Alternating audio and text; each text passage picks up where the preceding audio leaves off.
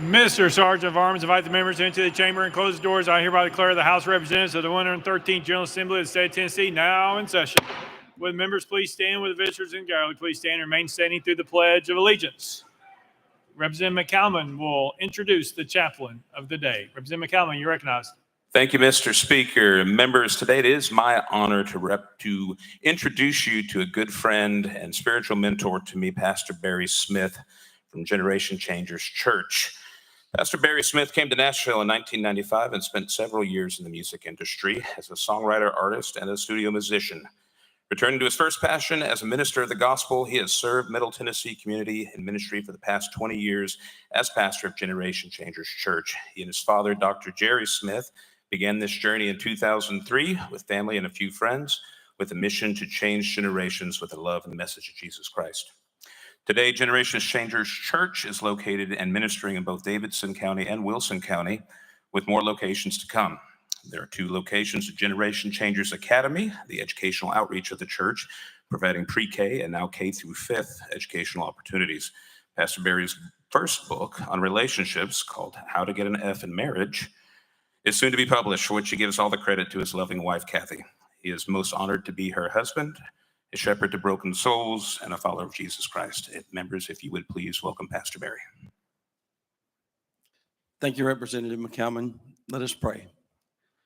Father, I thank you for the people who've gathered in this chamber this evening to do the business of the people in Tennessee. I thank you for the legislators. I thank you for the people who've come to observe and show their concern. I just pray that you would guide these proceedings according not to our will, but to yours. Bless the people who do this work. Bless their families.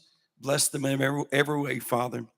And God, I pray that you would give us your mind of wisdom and give us your heart for the people that we serve. We ask these blessings in Jesus' name. Amen. Representative McCalman will lead us in Pledge of Allegiance. Attention, salute, pledge. I pledge allegiance to the flag of the United States of America and to the republic for which it stands, one nation, under God, indivisible, with liberty and justice for all.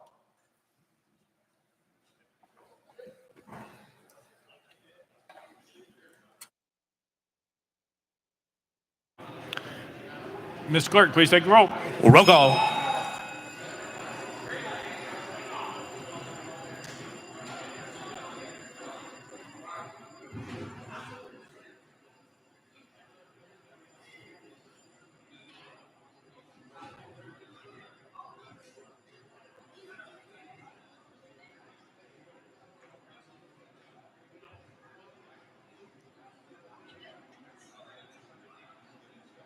Ms. Clerk, please take the roll.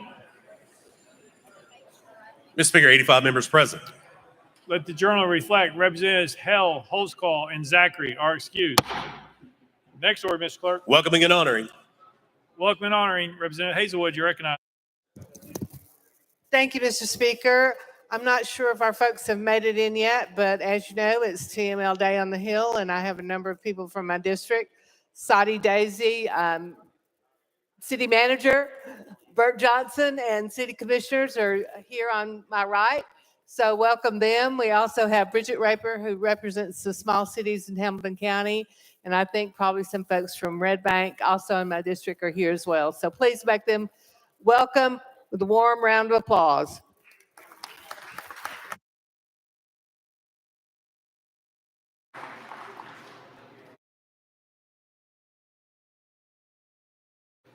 Representative Alexander. I'd like everyone to give a warm welcome to the mayor of Johnson City, Mr. Todd Fowler, and Assistant Mayor, Mr. Aaron Murphy. Tim Hicks and I and all the Northeast Tennessee Caucus welcome you to the House. Thank you. Representative Reagan. Thank you, Mr. Speaker. I'd like to recognize Leadership Oak Ridge along with my contemporaries here, Representative Fritz and Representative Butler. Let's give them a warm welcome, and also I'll pass the mic after that. And again, thank you, Mr. Speaker. Recognize with my colleagues here, Leadership Roan is in the building with us today too, if you give them a hand as well. Representative Helton. Thank you, Mr. Speaker. I'd like to welcome members from the Eastridge City Council. Please stand. We have Mayor Brian Williams, Council Member Andy Witt, Council Member David Tyler, and our City Manager, Scott Miller. Welcome. Representative Cochran.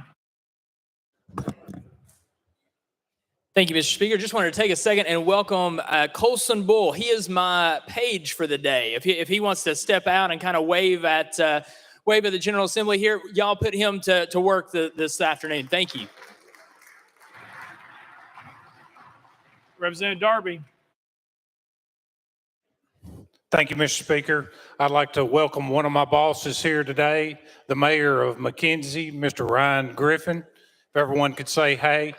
And Mr. Speaker, if I could say one more thing, we lost a great West Tennessee servant this weekend, Mr. Don Ridgway. He served feverishly here for 18 years and he wore his West Tennessee hat proud. If we could have a moment of silence.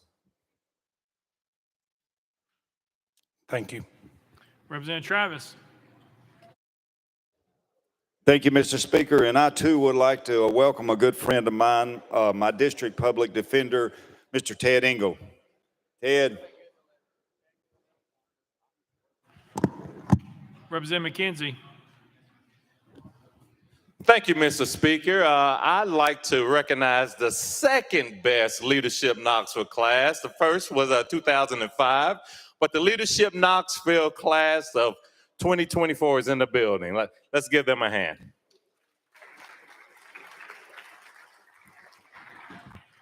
Representative Dixie. Representative Dixie at Representative Chisholm's desk. Thank you, Mr. Speaker. That's kind of almost funny. But anyway, I just wanted to wish my brother from another mother his birthday today. Jesse Chisholm turns 44 today. Happy birthday, brother. Happy birthday.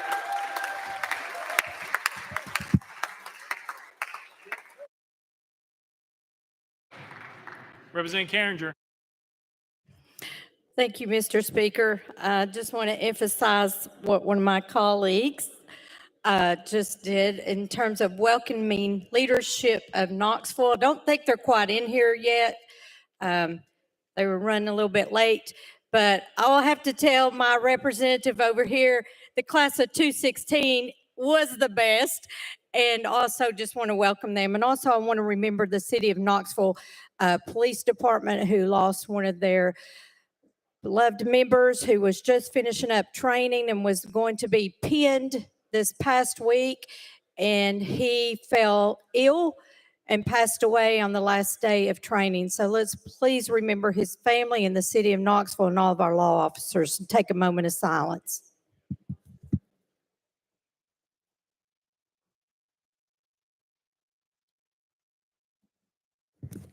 Thank you. Representative Hawk, you're recognized.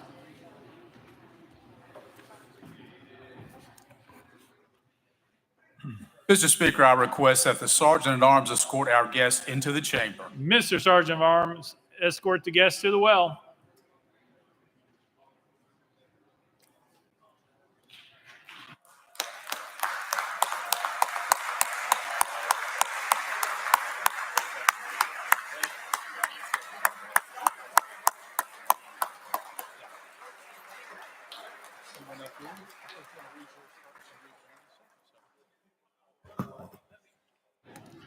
Representative Hawk, you're recognized. Thank you, Mr. Speaker. We are honored tonight to have Miss Tennessee Teen of 2023, Anna Grace Parlapiano, and Miss Tennessee 2023, Brandy Mills, with us tonight. Mr. Speaker, I request that the clerk read the resolutions honoring these two young ladies. Mr. Clerk, read the resolution.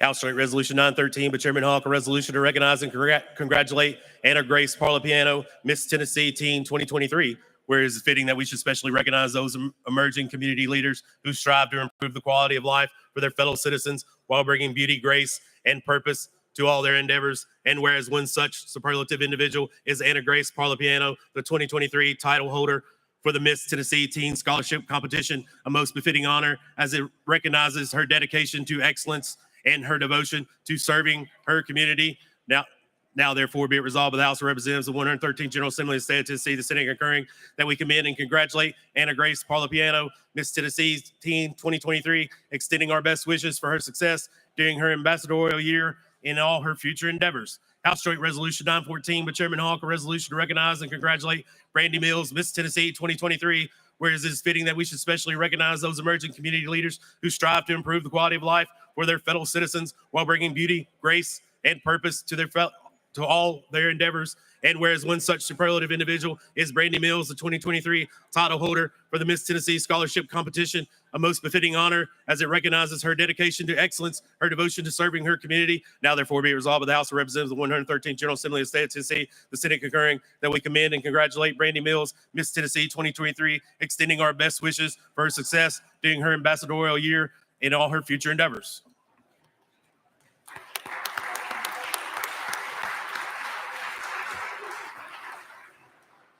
Representative Hawk, you're recognized. Thank you, Mr. Speaker. If we could, just to talk a little bit about their platforms, if we could have Anna Grace Parlapiano speak and Brandy Mills, I'd really appreciate it, sir.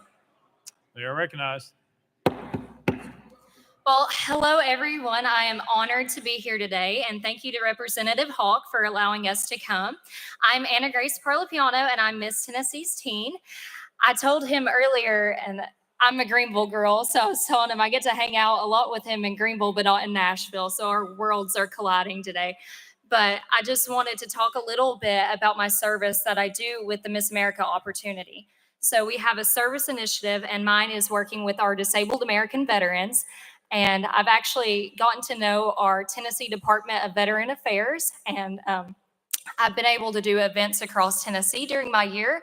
One was giving a speech at our Governor's Veterans Day program, which was a huge honor. And I've also been able to volunteer at veterans hospitals and also just meet with these people across Tennessee and try to get them help with their VA benefits, their housing, their transportation, and just be there to say thank you. So I did just compete at the Miss America's Teen competition in January, and I placed in top 10. So that was a huge achievement for Tennessee. But I'm excited to continue out the rest of my year representing Tennessee along with you all and Representative Hawk and just see how far we can go. So thank you all so much for letting me be here today. Great job. Brandy? Well, it is an honor to be here. My name is Brandy Mills, and I am Miss Tennessee 2023. In preparation for today, I started to think about some of the things that make our jobs similar, or some commonalities that we might share. And you might think, hey, there's nothing, you're wearing a crown and a sash, but our jobs are actually very similar. There is one very common thread, and that is advocacy, not just for ourselves or things that we think are important, but advocacy for those who may not have a voice across our state. I've had the privilege of changing the state of mental health within athletics this past year, which is very near and dear to my heart as a former athlete. I spent most of my time growing up behind the four walls of a gymnastics gym, and I continued my athletic career at the University of California, Los Angeles, where I was a part of the dance program for 2 years as well as a mascot. So go Bruins. That was not the end of my journey. My journey continued in 2021.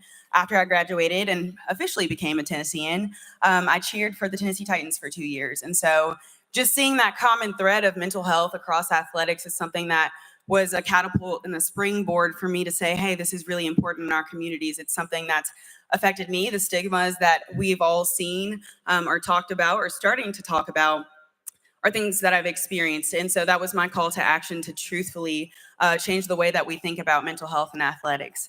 All that being said, thank you for all the work that you guys do, because it takes an army to change the world, to change our state. And thank you, Representative Hawk, for having us here today. It truthfully is an honor. Great.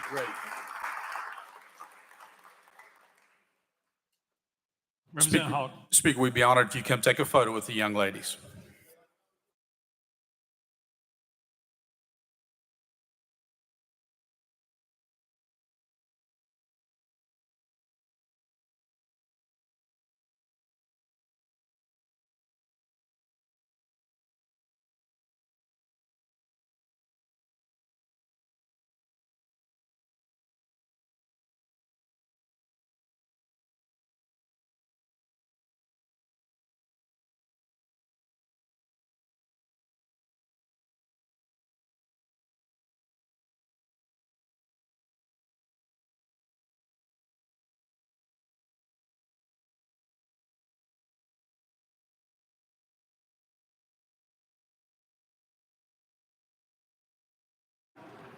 Representative Raper, you're recognized.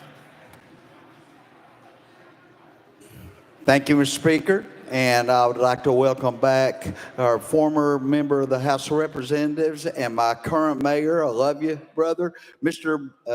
Kevin Brooks.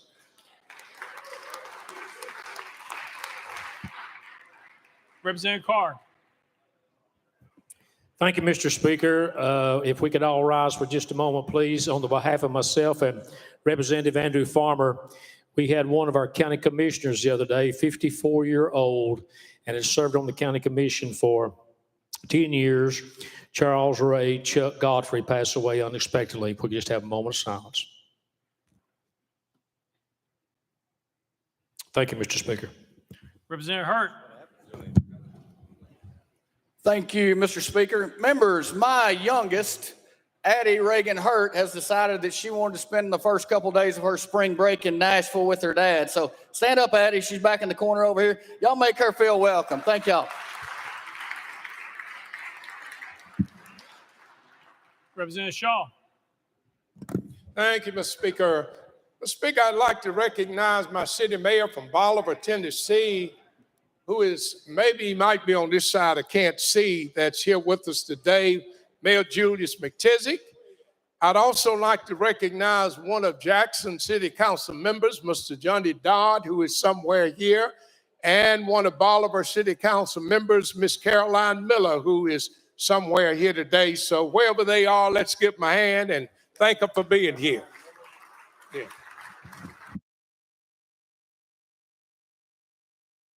Representative Pearson. Thank you, Speaker. And I would just appreciate if everyone would stand and give a round of applause to Mr. and Mrs. Wells, the mother and father of Tyree Nichols. They are here advocating for just laws and against 1931.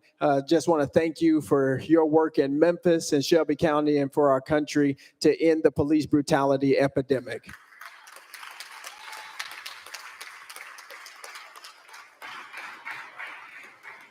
Representative Love.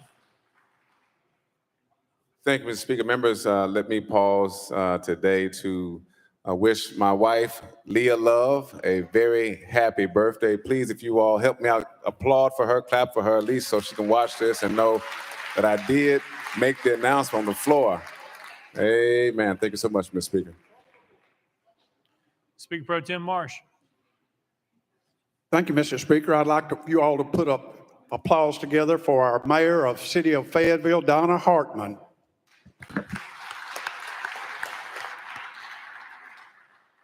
Representative Johnson of Knox. Thank you, Mr. Speaker. I would also like to welcome Mr. and Mrs. Wells, the parents of Tyree Nichols, and I want to honor them for the hard work that they put in their community at such a difficult time when they're hurting so badly, but they put in the work to get a local ordinance passed to make sure that this never happens to another person again. And so we honor them for that work and hope that this body doesn't undo that work.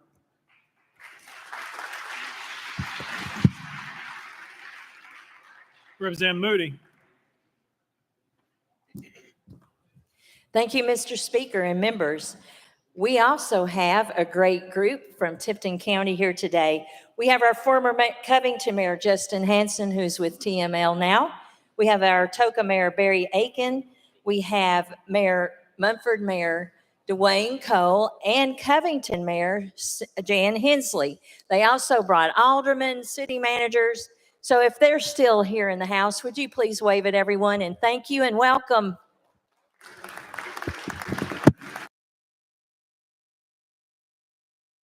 Representative Hemmer.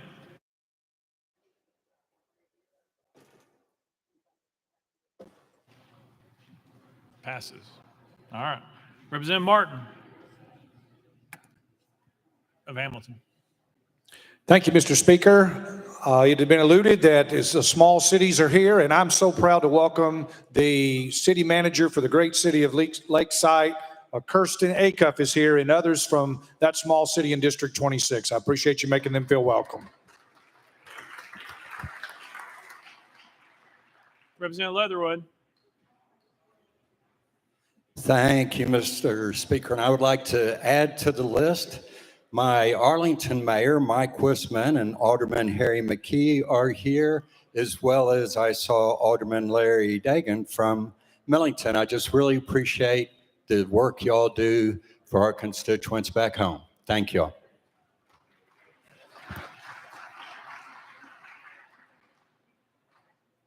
Representative Keene.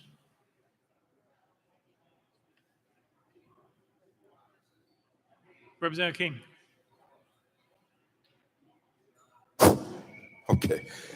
Thank you, Mr. Speaker and colleagues. And I want to express thanks and appreciation to you as others have.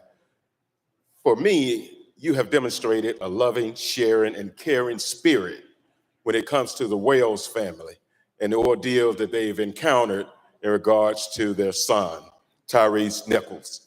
And I would hope that we continue to display that spirit as we move forward. Thank you.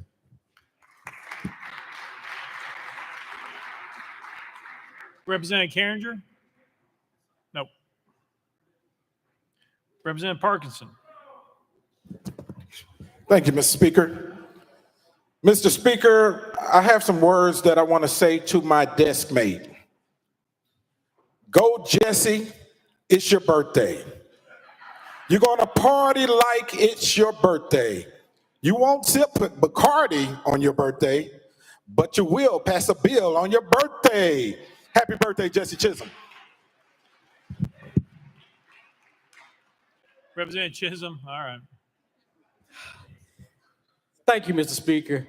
Members, I want to introduce you all to the sugar in my coffee, the butter on my toast, my smoking hot wife, April. Everybody stand for.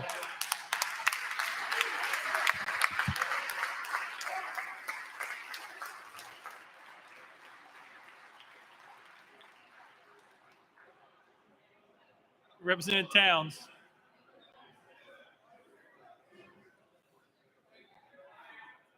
Representative Towns. Mr. Speaker, it's hard to go behind that. I will say this about Representative Chisholm. He's a smart young man. Mr. Speaker, I really appreciate each and every one of you all acknowledging the Wells family. They just happen to be in the district that I serve. And I know this for a fact, that one of a parent's nightmare is for their children to precede them in death. No parent wants that to happen.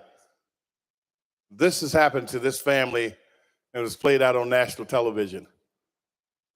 We all can say we know how it feels, but until you walked in those shoes, you really don't know how it feels. But we know it's pain. One of the hardest pains in the world to heal is a heartache. A heartache is a hard thing to heal, very difficult to heal, because you can't do it with salve, you can't do it with medicine, you can't do it. So I'd like to honor them as well and have a moment of silent prayer for their son, Tyrese Nichols.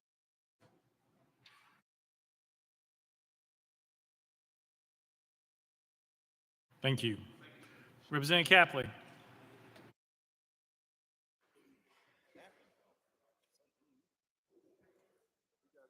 Yep. Oh, thank you, Mr. Speaker. Chairman Doggett and I would like to recognize several of our city officials from the big little city of Lawrenceburg, Mr. Mayor Blakely and two others. They tried to leave on us, Mr. Speaker. Y'all give them a round, warm welcome.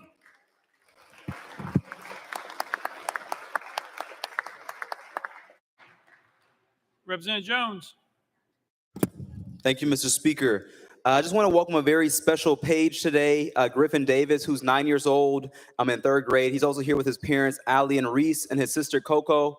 Griffin is an amazing student. He's an artist who was just awarded by the Smithsonian Museum in Washington, D.C. for his art only at 9 years old. So I wanted to welcome him to the People's House today and say it's an honor to have you here today, Griffin. Thank you. Representative Vital. Thank you, Mr. Speaker. It seems as if we've got a lot of elected officials here today, and I'm glad they're here at the People's House. It's my honor to recognize two individuals from Hamilton County, our Collegedale Commissioner, Tanya Sandler, and her husband, Matthew. Please join me in welcoming them. Thank you. Representative Miller.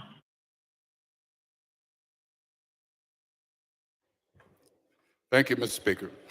I'd like to wish my sister, Lawania Miller Chapman, a happy birthday. Today is her birthday. She's a wonderful sister. Love her. Hopefully she's hearing this. And she's a good woman. She's a strong woman. I just wanted to say that to her publicly. And also wish my young brother, happens to be his birthday today, Terry Lynn Miller. He's okay. He's gonna get me for that. No, he's a good brother. Love him just as well. Former retired law enforcement officer with the Shelby County Sheriff Department. Happy birthday and many, many more. Thank you, Mr. Speaker. Thank you all. Representative Grills. Thank you, Mr. Speaker. Mr. Frankie Sharp and his wife, Debbie, were up here earlier. I believe they've gone over to the Senate chambers. But I have two other people in my district that's here tonight. That's Mr. Matt Fennell and Clay Perkins. They're up that way. And they're also here with some colleagues from the Ag Star program in West Tennessee. So y'all make them feel welcome. Representative Barrett. Thank you, Mr. Speaker. I just wanted to welcome the representative from Portland here tonight, our majority leader. He's going to need some help later on this evening after the Creekwood Redhawks beat Portland in the sectionals tonight. So I just want to let everybody know, just give him a pat on the shoulder later tonight. He's going to need it. Representative Freeman. I'll happily take that. Leap year happens every 4 years. And those that are special enough to have a birthday on leap year are sometimes younger than you would think. One of those people is in the balcony tonight, my good friend Ingrid McIntyre, who celebrated her 12th birthday on Thursday. Happy birthday.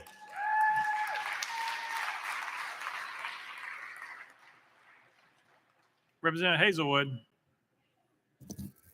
Thank you, Mr. Speaker. I believe that to my left, Mark Litchford has joined us. He's here with the city of East Ridge, and they were recognized earlier, but he's also my stepson, so please make him welcome. Stand up.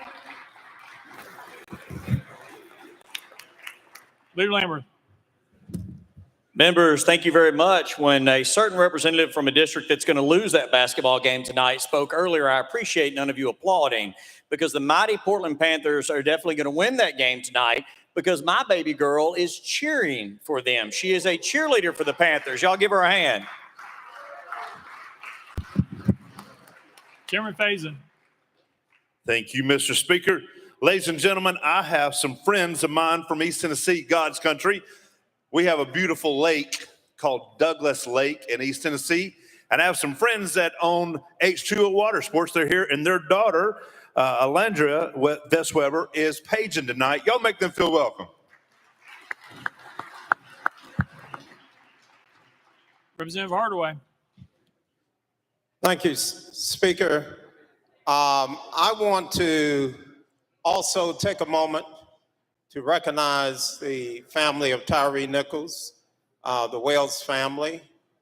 Thank them for being here. Thank them for having the courage and the fortitude to move ahead with honoring his legacy by actual work that will change the justice system. So while they continue to grieve and mourn, they do the work that will cause his memory to become a legacy of justice. It's the most unnatural thing in the world to have to bury a child, for a parent to bury a child.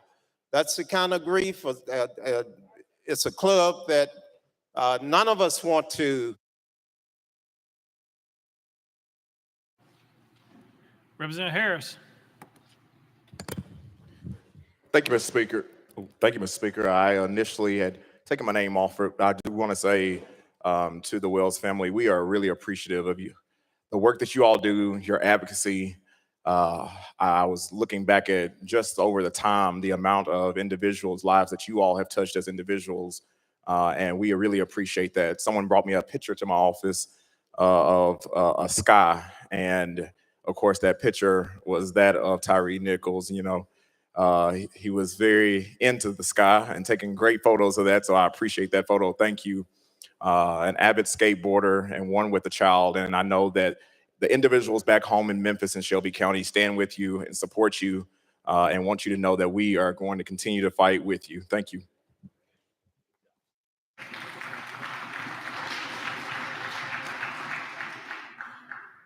Next order, Mr. Clerk.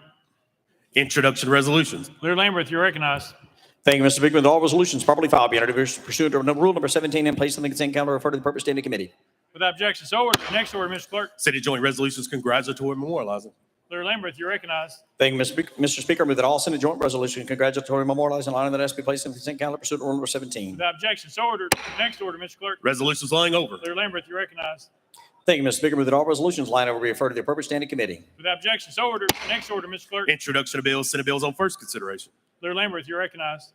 Thank you, Mr. Speaker. Move that House or Senate bills 135, 1,609, 1,843, 2,059, 2,066, 2,311, 2,359, 2,652, and 2,660 transmitted by the Senate be held on the desk pending third consideration of the companion House bills. Without objection, so ordered. Next order, Mr. Clerk. Senate bills on second consideration, House bills on second consideration. Leader Lambert, you're recognized.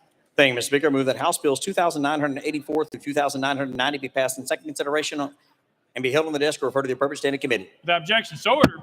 Next order, Mr. Clerk. Additions and memorials, reports of standing committees, reports of select committees, calendars. Mr. Speaker, the House has a consent calendar. Chairman Zachary, you're recognized. Thank you, Mr. Speaker. I move passage of the consent calendar on third and final consideration, keeping with Rule 50. Gentleman moves passage of the consent calendar, probably seconded. Mr. Clerk, any objections been filed? Mr. Speaker, item 3, House Bill 1708 has been objected to by Chairman Clemens. Item 6, House Joint Resolution 811 has been objected to by Leader Lambert. Anyone seeking recognition on the consent calendar?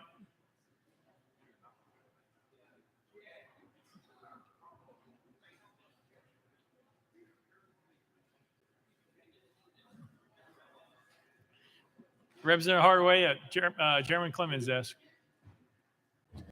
Thank you, Speaker. On item 16, HJR 0986, I'm asking that all of those Shelby delegation members be listed first and members of the General Assembly voting in the affirmative also be listed. Thank you.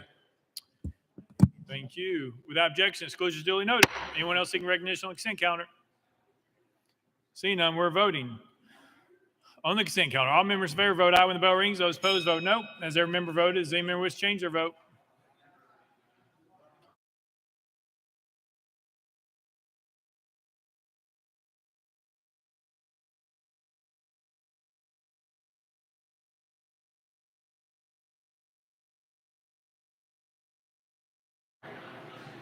Mr. Clerk, please take the vote. Ayes 96, no nays. Having received the constitutional majority, I declare the consent calendar passed without objection. Most reconsider is tabled.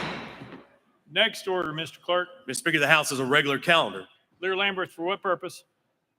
Thank you, Mr. Speaker. I move at this time, pursuant to rule number 21, that members be limited to 2 minutes in debate when recognized on any amendment on today's regular calendar. You've heard the motion, properly seconded. There's discussion. No discussion, there's objection, so we're on the board. No discussion, according to the clerk. We're on the board. We're voting on the motion to pursuant to Rule 21 to limit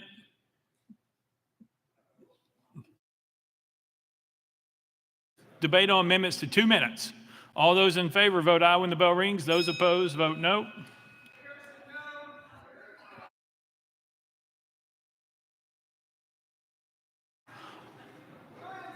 All of those, has every member voted? Does any member wish to change their vote? Mr. Clerk, please take the vote. Ayes 72, 24 nays. The motion prevails. Call up first, next bill, Mr. Clerk. House Bill 1695 by Representative Alexander and others relative to minor victims of violent crime. Representative Alexander, you're recognized. Thank you, Mr. Speaker. I move passage of H. Bill 1695 on third and final consideration. Representative Alexander moves passage. Probably seconded. Mr. Clerk, call it First Amendment. House State Government Committee Amendment number 1. Chairman Keesling, you recognize. Thank you, Mr. Speaker. House State Government Committee Amendment 1 rewrites the bill. We'll defer to the sponsor for further explanations. We move to adopt. Chairman Keesling moves adoption of amendment number 1. Probably seconded. Any discussion on the amendment? Representative Alexander. House Bill 1695 specifies that the reports of county medical examiners and autopsy reports involving minors who are victims of homicide are not public documents. Authorizes such reports to be released if the minor's parent or legal guardian consents to the report's release and the parent or legal guardian is not a suspect in the circumstances of the minor's death. It further authorizes the release of the reports under a court order upon a showing of good cause or if another state or federal law requires such a release.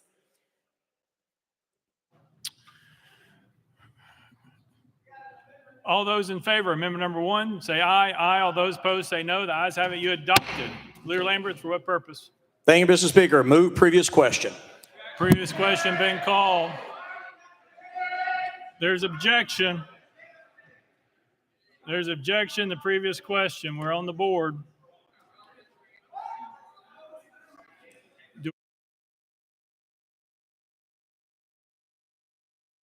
Chairman Clemens, you can come up.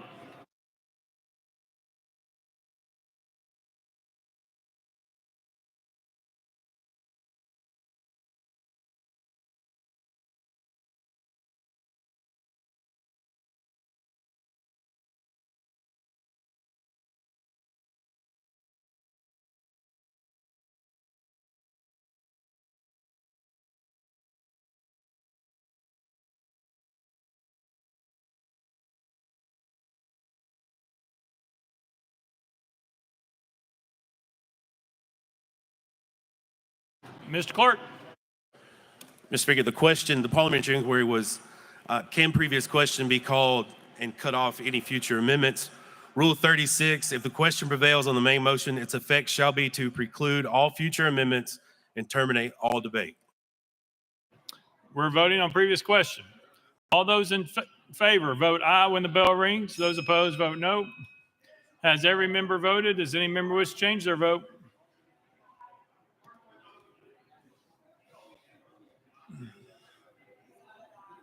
Dogged aye.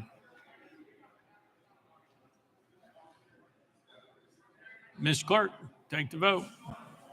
Aye, 72, 23 nays. Previous question prevails.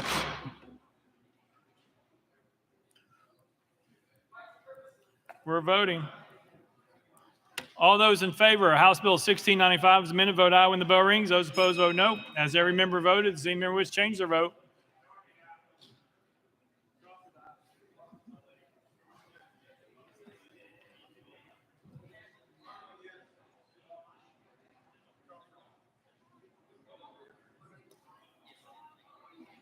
Mr. Clerk, please take the vote.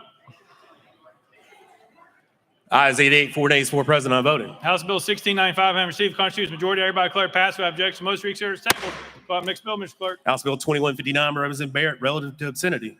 Representative Barrett, you're recognized. Thank you, Mr. Speaker. I move passage of House Bill 2159 on third and final consideration. Representative Barrett moves passage. Following seconded. Mr. Clerk, call it First Amendment. House Amendment 1 by Representative Pearson. Mr. Speaker, it was timely filed. Representative Pearson, you're recognized.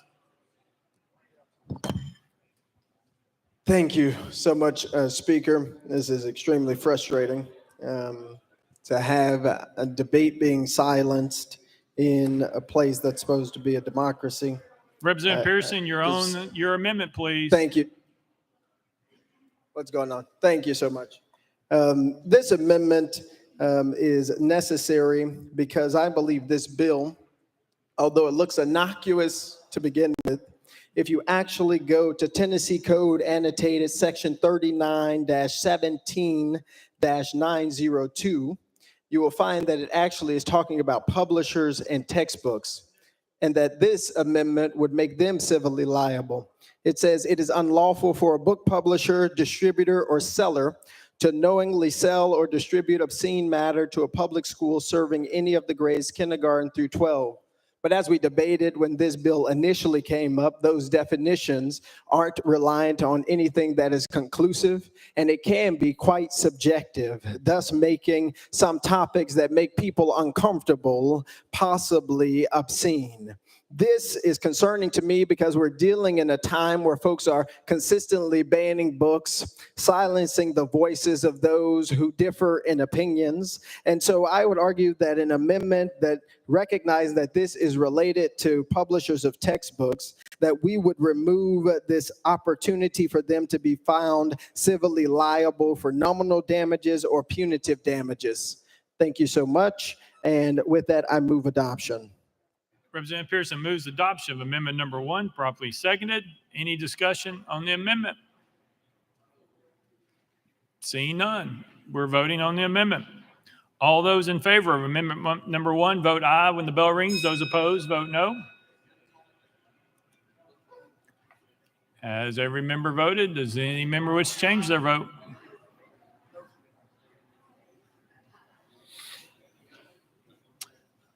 Take the vote, Ms. Clerk. Ayes 24, 71 nays. Amendment number 1 fails. Next amendment, Ms. Clerk. Mr. Speaker, no further amendments. Representative Barrett, you're recognized. Thank you, Mr. Speaker.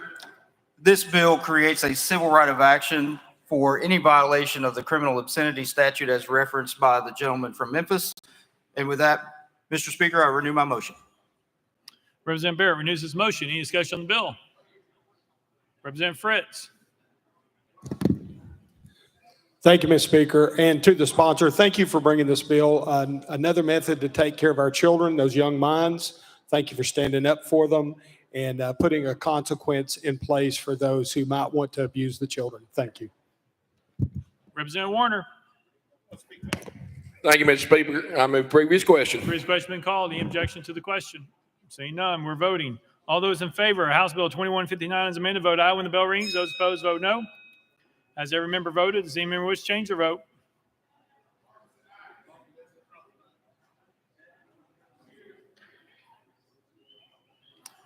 Ms. Clerk, please take the vote. Ayes 89, 7 nays. House Bill 2159 receiving constitutional majority. Everybody declare passed without objection. Motion reconsider is tabled.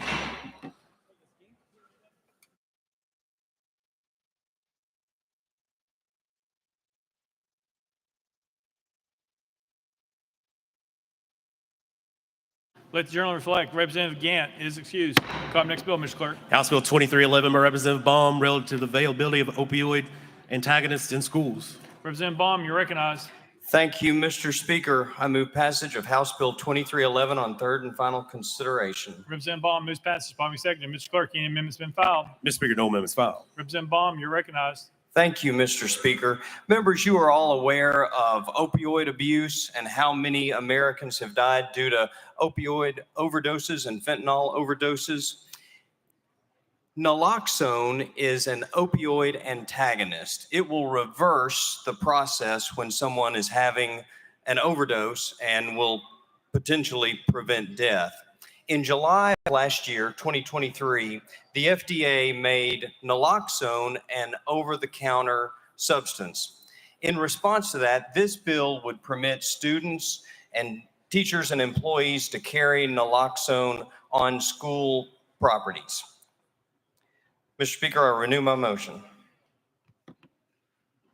Representative Baum renews his motion. Any discussion on the bill? Seeing none, any objection to the question? Seeing none. All those in favor of House Bill 2311, vote aye when the bell rings. Those opposed, vote no. Has every member voted? Does any member wish to change their vote?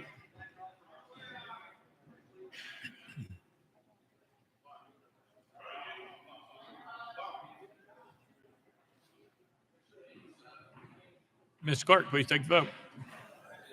Ayes 95, no nays. House Bill 2311 having received a constitutional majority, I hereby declare passed without objection. Motion reconsider is tabled. Call up next bill, Mr. Clerk. House Bill 2110 by Chairman Boyd relative to wage regulations. Chairman Boyd, you're recognized. Thank you, Mr. Speaker. I move passage of House Bill 2110 on third and final consideration. Chairman Boyd moves passage. By me seconded. Mr. Clerk, call up First Amendment. House Commerce Committee Amendment number 1. Chairman Vaughn, you're recognized. Thank you, Mr. Speaker. This amendment rewrites the bill, so I'm going to move to adopt this amendment but I'm going to defer to that sponsor standing up there for further explanation. Chairman Vaughn moves adoption of committee amendment number 1, probably second. Any discussion on the amendment? Seeing none. All those in favor of committee amendment number 1 say aye, aye. All those opposed say no. The ayes have it. You adopt the next amendment, Mr. Clerk. House Amendment 2 by Representative Pearson. Mr. Speaker, was timely filed. Representative Pearson, you're recognized. Thank you so much, Speaker, and thank you, Chairman Vaughn, for not calling the question so that the amendment could be heard. This amendment, it was seeking to address Section A of the First Amendment, and after talking with the sponsor and the clerk's office, I'm going to withdraw this amendment and hopefully have an opportunity to ask questions to get clarity about something else, but I'll withdraw this amendment. Without objection, amendment number 2 withdrawn. Next amendment, Mr. Clerk. Mr. Speaker, no further amendments. Chairman Boyd, you're recognized. Thank you, Mr. Speaker. Members, House Bill 2110 will add some clarifying language to the Tennessee wage statute as to what qualifies as work and codifies a de minimis exception pursuant to the Portal to Portal Act and the Fair Labor Standards Act. Mr. Speaker, I renew my motion. Chairman Boyd renews his motion. Any discussion on the bill? Representative Freeman. Thank you, Mr. Speaker, and sponsor, thanks. We've talked about this quite a few times. Always appreciate the healthy debate we have. You know, the concern I have with this bill is not the insignificant work, it's the travel piece. And the example that I used, and I've tried to get an answer from the chamber who I think is helping you with this bill, is if you have someone who is doing emergency work orders and they are traveling to and from home on the weekend, currently it's up to anybody if they want to pay them or not. This right here would allow a unilateral decision not to get paid for that travel time. And for me, we've got emergency, on-call folks that show up. This would also potentially be, our electric workers, our utility workers around the city and state who end up having to do emergency work orders. If they're having to drive from their home to the place of business back and forth multiple times, that's part of the job. And we would be able to, if this passes, because you can preclude travel, we could not pay them for that time. These are people that when we have a storm or an ice storm or heavy winds, our power goes out.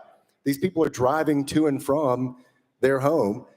And again, I've asked the question, I asked the chamber who's working with you on this to get me an answer. They didn't get me an answer. Can you answer whether or not somebody, if this passes, if a business could say that's not work and we're not going to pay you for it? Chairman Boyd.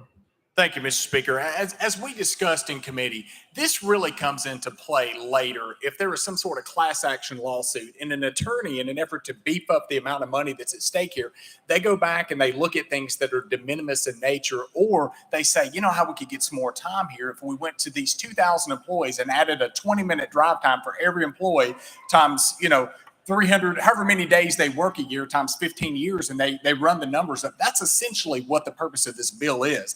Now, anybody that works in those professions that you're talking about, I can't imagine that there's anybody out there, if they're on call and they have a service vehicle at their home, when they go out there to respond to an emergency, I can't imagine any situation where they wouldn't be paid for that. I mean, I've never heard of that before. I know people that work for Middle Tennessee Electric. I know people that work for different utilities and people that work in the emergency services sector of the economy, and all of them get paid if they're on call and they're out there responding to something. So I think this is a non-issue. Representative Freeman. Yeah, thank you for the answer. And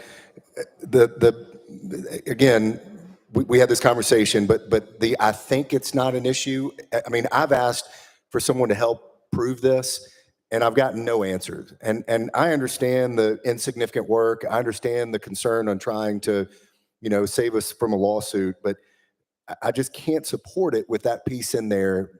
So anyway, thank you. Chairman Boyd. All right, Representative Pearson. Thank you, Speaker. Sponsor, if you would, in section 1B, it says an employee shall not join as a party plaintiff in any civil action that is brought under this chapter by an employee, person acting on behalf of an employee or person acting on behalf of all similarly situated employees, unless that employee first gives written consent to become such a party plaintiff, and that consent is filed with the court in which the action is brought. So does this mean a person who wants to bring a civil suit would have to say, get something notarized, would have to write a letter and take it to a court and say that I want to be a part of a civil suit? I'm trying to understand this process, particularly because in our community, when we deal with polluters and things like that, a lot of folks have illnesses, et cetera, that they may be experiencing. And this looks like it's kind of putting a barrier up between them being able to join a civil suit without having to actually go to a court, having to get this letter written and approved. And so could you speak to that? Chairman Boyd. Thank you, Mr. Speaker. Can you take me one more time, but very short, can you ask that question one more time? I'm flipping here. I'm looking at it with you. Ask that question one more time. Representative Pearson. Okay, I got you. So for people who are involved in a civil suit, right? Let me clarify, in the initial language, the employee had this process of having to go and get consent from a court before the civil suit is brought. With this legislation that we have, what is the process for an individual to be able to join that civil suit? Chairman Boyd. Thank you, Mr. Speaker. Basically, what this section is saying is that the employee would have to give their consent to being included in that lawsuit. And so how the plaintiff's attorney would go about gathering people that are interested in being involved in that would be up to them. But what this section really is speaking to is that somebody can't be included in it without their consent, which seems like a reasonable thing to put into the state law. Representative Pearson. Okay, thank you for answering that question. And I appreciated Chairman Freeman's questions as well, because when we're looking at this definition of work, is it specifically, I mean, the definitions here, right? Not doing certain things during certain times, all that. Is the intention of that to prevent people, lawyers in your case, from calculating just an extraordinary amount of money for potential suits? Chairman Boyd. Thank you, Mr. Speaker. So to give you a little bit of background on this, there have been a few states that there has been class action lawsuits that were successful. And the reason they were successful, even though we already have federal law in the Fair Labor Standards Act and the Portal to Portal Act of 1947, is it was found that those states were not consistent with or were not complying with the federal law. So once they got outside of that, they were kind of on their own. Once we recognized that, we said we just need to tailor our state laws to match those two things, the Fair Labor Standards Act in the Portal to Portal Act of 1947. So we're just kind of making ourselves consistent with the federal law, which would give us some level of protection if there were a class action lawsuit. And those actually kind of spell out what is considered work and what is excluded in the definition of work. Representative Pearson. Thank you. Representative Powers. Thank you, Mr. Speaker. Move previous question. Previous question been called. Any objections? Seeing none, we're voting. All those in favor of House Bill 2110 as amended, vote aye when the bell rings. Those opposed, vote no. Has every member voted? Does any member wish to change their vote?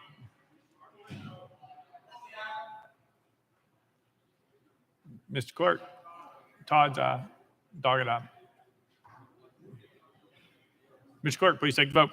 Aye, 73, 23 nays. House Bill 2110 having received constitutional majority, everybody declare passed without objection. Most read serious table.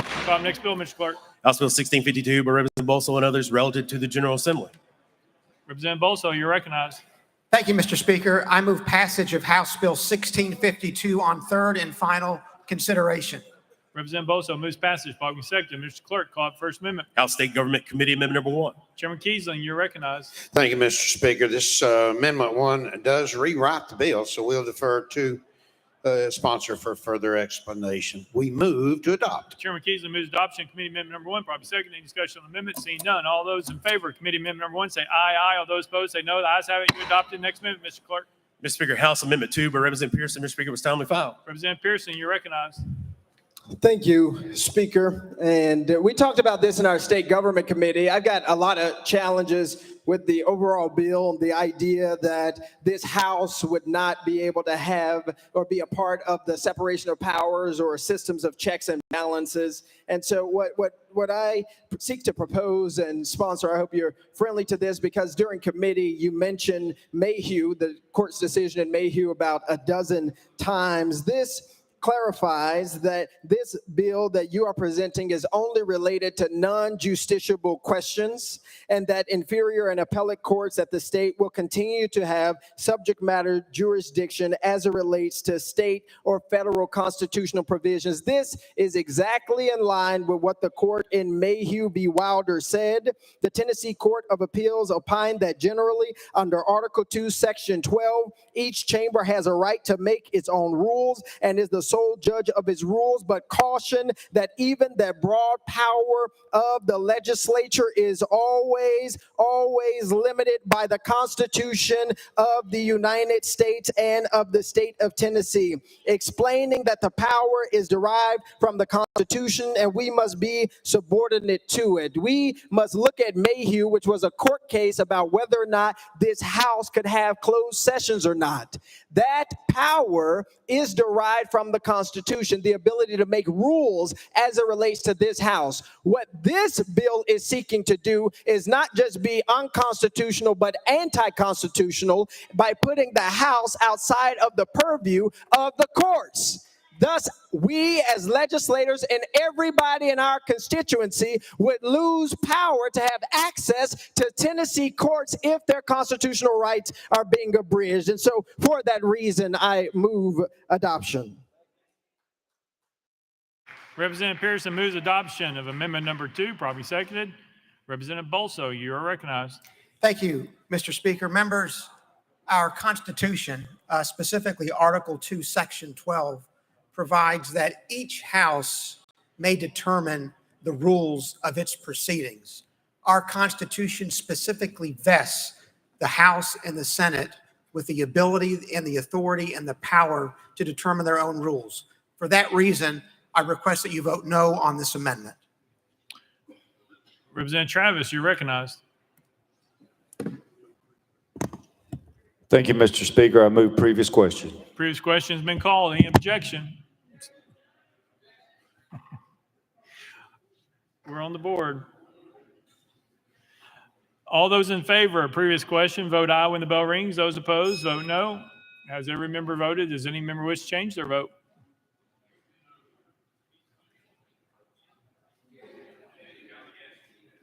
Mr. Clerk, please take the vote. Ayes 71, 23 nays. Previous question prevails. We're voting on amendment number 2. All those in favor of amendment number 2, vote aye when the bell rings. Those opposed, vote no. Has every member voted? Does any member wish to change their vote? Matt Kalman, aye. I mean, no, sorry.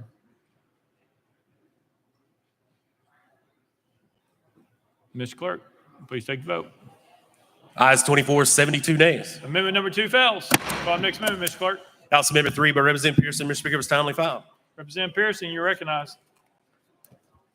Thank you so much, Speaker. In our state government committee, one of the biggest concerns that we had was the public losing all access to the courthouses in Tennessee for questions related to their constitutional rights. The sponsor of the bill said that all we would be able to do was go and get our issues heard at the federal courts, or the Supreme Court might take up the issue. This seeks to address that problem, not necessarily by reopening all the courts as they currently are under our Constitution, but instead saying the Tennessee Supreme Court has exclusive and original jurisdiction over any cause of action to resolve a question as to the constitutionality of a law passed by the General Assembly. So this, in essence, gives our Supreme Court the right to hear all of the cases that they would need to hear related to the rules of this House. This is going to ensure that, like the sponsor said,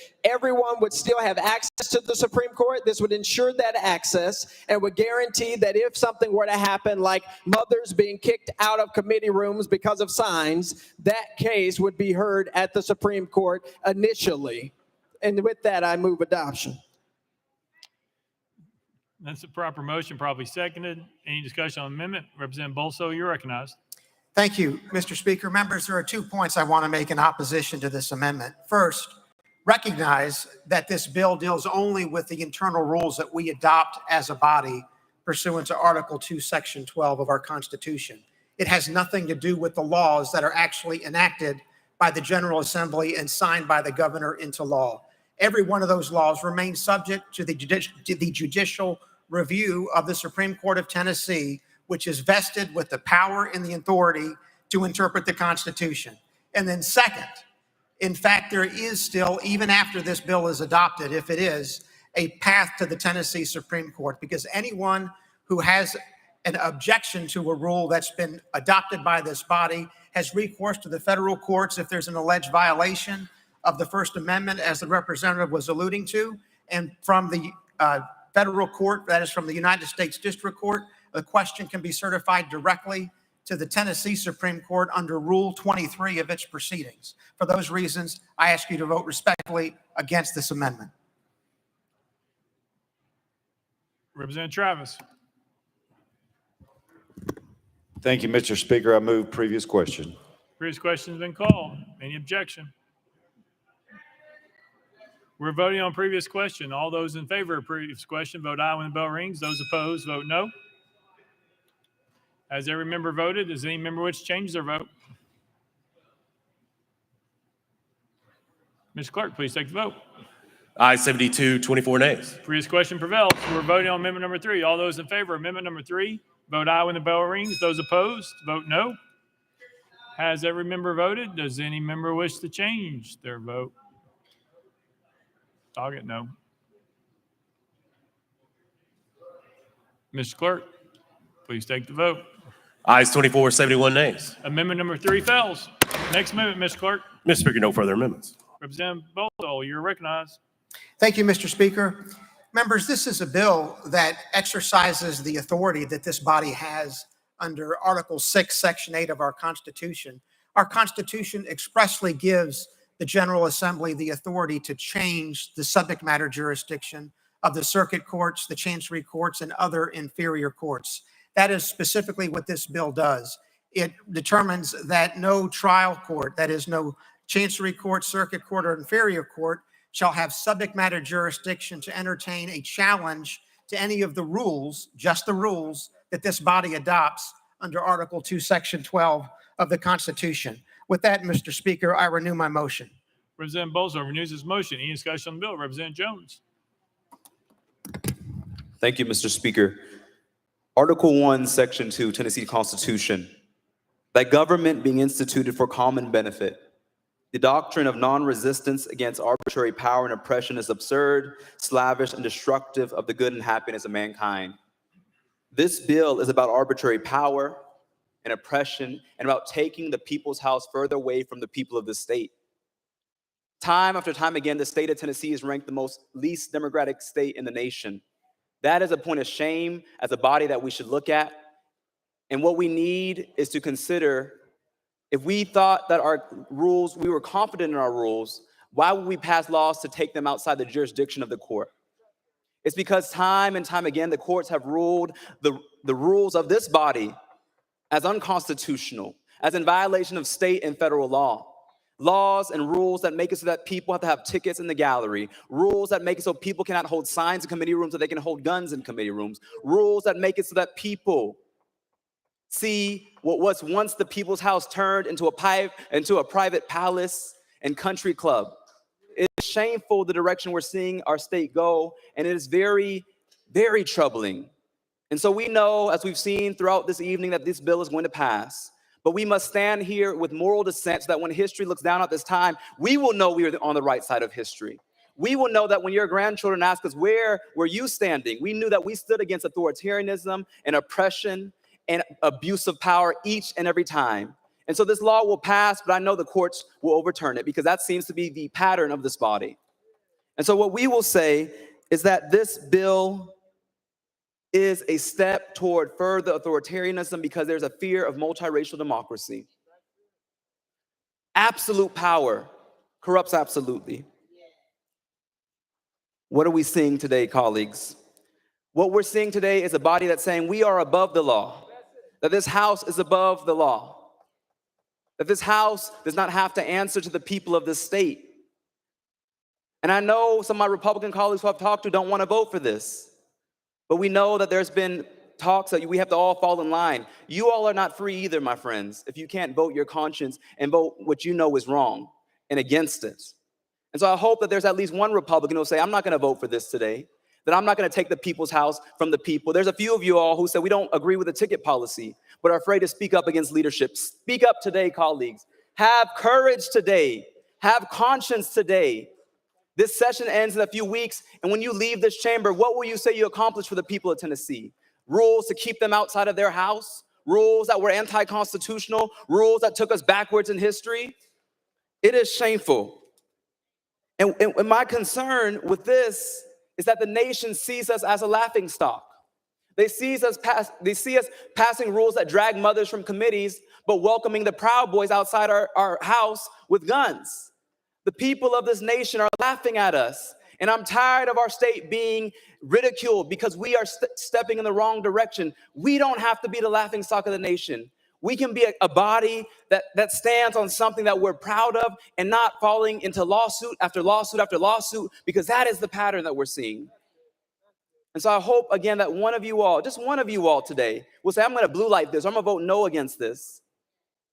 And when you go home this weekend, you can tell your children and grandchildren, I made this state a state in which all people were welcome, in which the house of the people was not turned into a den of power and abuse of power. Lord, help us, help the state for stepping toward another step toward looking like a nation that is anything but a democracy. We just passed a resolution condemning other nations who are authoritarianism. What we don't need is a resolution, my colleagues. What we need is a mirror in this body. What we need is a point of reflection. Slow down. Slow down. Stop driving the train of our state across the cliff toward a point of no return. Representative Bulso, I think your heart is in the right place. But I think that there comes a time where we get too overconfident in our power and that we forget the oath that we took in January of last year, that we said we would vote against and dissent from any legislation that is injurious to the people. Friends and colleagues, this resolution is injurious to the people of our state. It is injurious to our democracy. It is injurious toward the idea of democracy in this nation. And to the people of the nation, this is the tip of the spear. If we don't stop it in states like Tennessee, it will keep destroying. Representative Bolso. Thank you, Mr. Speaker.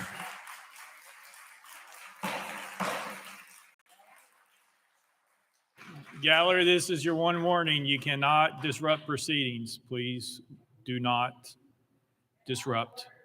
Mr. Trooper, Ms. Trooper, out of order, right over there. Remove that person, please. Thank you. Representative Bolso, you're recognized. Thank you, Mr. Speaker. Members, you just heard about 5 minutes having to do with power. You heard no references to our Constitution. You heard no references to cases interpreting our Constitution. Let's look at what our Constitution says about power.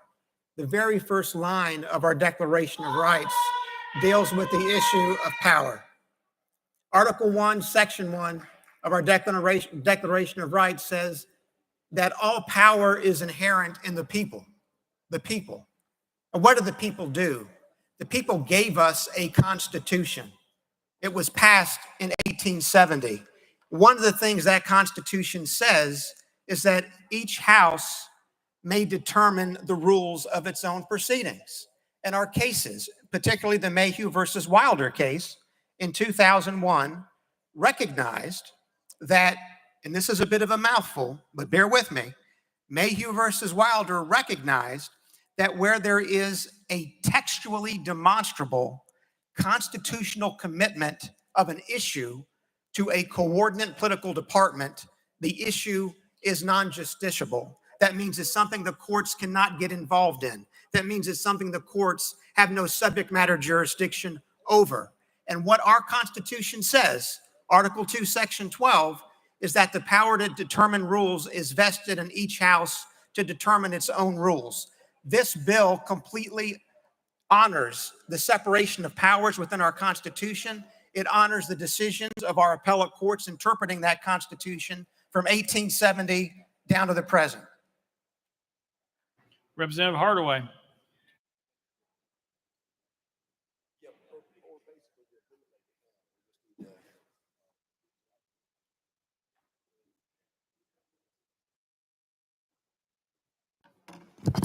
Thank you, Speaker. Representative Balso, I'd love to ask you a question, but I know better. So I'm going to make a couple of statements, and then I'm going to ask you a question. If you be kind enough to make them as brief as my statement, then in the future, that's the way we'll interact, and I won't do 5 minutes on you. Is this bill taking the rules of the House out of the review by the courts? Representative Bolso. Thank you, Mr. Speaker. No, Representative Hardaway. What the bill does is provide that Chancery, Circuit, inferior courts have no jurisdiction over a case challenging the rules. It does not affect any challenge that might be made in federal court or from the federal court to the Supreme Court of Tennessee. Representative Hardaway. Thank you, Speaker. And why are those lower courts set up in the first place? Aren't they set up in order to develop a record? Representative Bolso. Thank you, Mr. Speaker. The Constitution, Article 6, Section 1, established a Supreme Court of Tennessee and determined that its jurisdiction is appellate only, and that it was the General Assembly that would establish and ordain other such inferior courts as may be necessary. So what the Constitution contemplates is that we have a Supreme Court of Tennessee with appellate-only jurisdiction, and then it contemplates that there will be lower courts that actually have original jurisdiction to address claims that are made under the common law or under statute or under the Constitution. Representative Hardaway.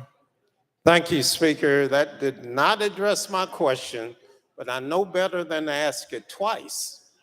So I will simply offer to you that I believe that this is at a minimum constitutionally suspect. And I believe that we'll be back here next year trying to repair the damage that we've done once again to our state constitution and the institutions of the great state of Tennessee. Thank you for engaging, sir. Representative Bolso. Thank you, Mr. Speaker, and I thank my colleague from Shelby County. Let me just point out that obviously this is a bill that addresses a specific part of our Constitution. Our Constitution specifically says that this body may change the subject matter jurisdiction of the Chancery, Circuit, and inferior courts. If, as you suggest, there is some constitutional infirmity with this bill, that's something the Supreme Court of Tennessee can address. And that actually is not a bad thing. That's a good thing. We want cases to reach the Supreme Court of Tennessee so it can interpret all the provisions of our Constitution and clarify their meaning. This bill simply does something which is directly within the constitutional authority of this body under Article 6, Section 8. But if for some reason it is not, according to the Supreme Court of Tennessee, entirely constitutionally sound, it will make such a ruling. But that will be a good thing, not a bad thing. All right. Representative Pearson. Thank you, Speaker. Listen, Sponsor, I'm concerned about the misciting and misquoting of the court's decisions as you make your appeal before this body, particularly as I understand you're a lawyer. The founders of our Constitution would never have written it so that there would be individuals above the law. What you are proposing is that everyone who is here in the public lose access to the courts nearest them for reprieve of House rules that are violating their rights. And are saying, and you might know this answer, what percentage of court cases end up at the Supreme Court? I had an amendment so that they would be a court of original jurisdiction so that more people would be able to go to the courts at first, since you're trying to take that out from this bill, but that didn't pass by this body. And so now what you're really arguing is that people will lose access to the courts. And you're doing this all in response, as you said in committee, to the individuals who came to this state house, who were in committee and who were dragged out by state troopers because they were holding signs that said one kid is more important than all the guns, because this body passed those unjust rules. And because that happened, now you, as you all are doing, even when it comes to amendments, want to change the rules again. This is the perpetuation of injustice. This is the codification of white supremacy that I be talking about. This is why we have to stop. We are not above the law. And you all, with this legislation, would be telling our constituents they do not get access to the courts if they feel aggrieved by a decision of the House rules. Regardless of if you are a Republican or a Democrat, regardless of your position, hear me. We are stripping away our constituents' rights to have access to the courts, which is also, Rep. Bulso, you mentioned this, which is also a constitutional right. If you go to Article 1, Section 17, which I believe Representative Powell mentioned in committee, that all courts shall be open. You are closing courts because you're upset that some people whose rights were violated went to the court and said that House rule was unjust. And so now we pass or seek to pass an anti-constitutional bill. We have to be better than this. We have to be better than this.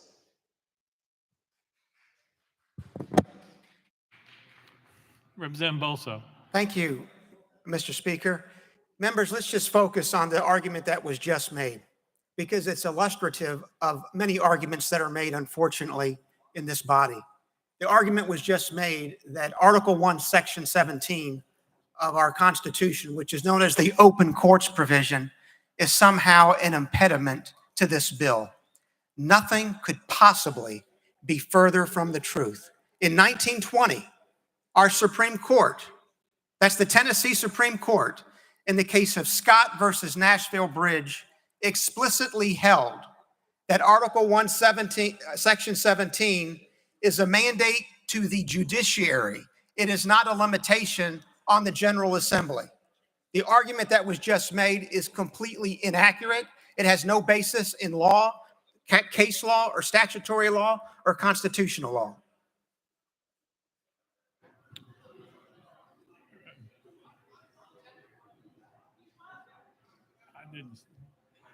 Representative Marsh. I move previous question, Mr. Speaker. Objection. Objection's been called. Previous question been called. There's objection. We're on the board. All those in favor of previous question, vote aye. All those opposed, vote no. Mr. Clerk, please take the vote. Aye, 71, 23 nays. Previous question prevails. We're voting. All those in favor of House Bill 1652 as amended, vote aye when the bell rings. Those opposed, vote no. As every member voted, the same member wishes to change their vote.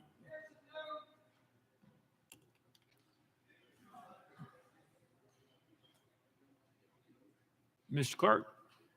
Please take the vote. Ayes 59, 30 nays, 5 present, not voting. House Bill 1652, having received a constitutional majority, I hereby declare it passed without objection. Most read series table. Call the next bill, Mr. Clerk. House Bill 1909 by Representative Bolso and others relative to self-defense. Representative Bolso, you're recognized. Thank you, Mr. Speaker. I move passage of House Bill 1909 on third and final consideration. Representative Bolso moves passage. Probably seconded. Mr. Clerk, call the First Amendment. House Criminal Justice Committee Amendment number 1. Chairman Halsey, you're recognized.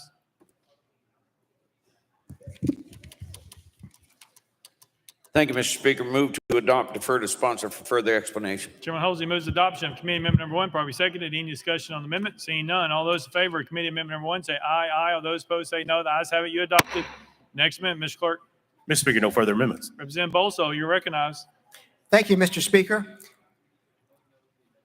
Members, this is a bill that addresses possession of non-lethal weapons on college campuses across Tennessee.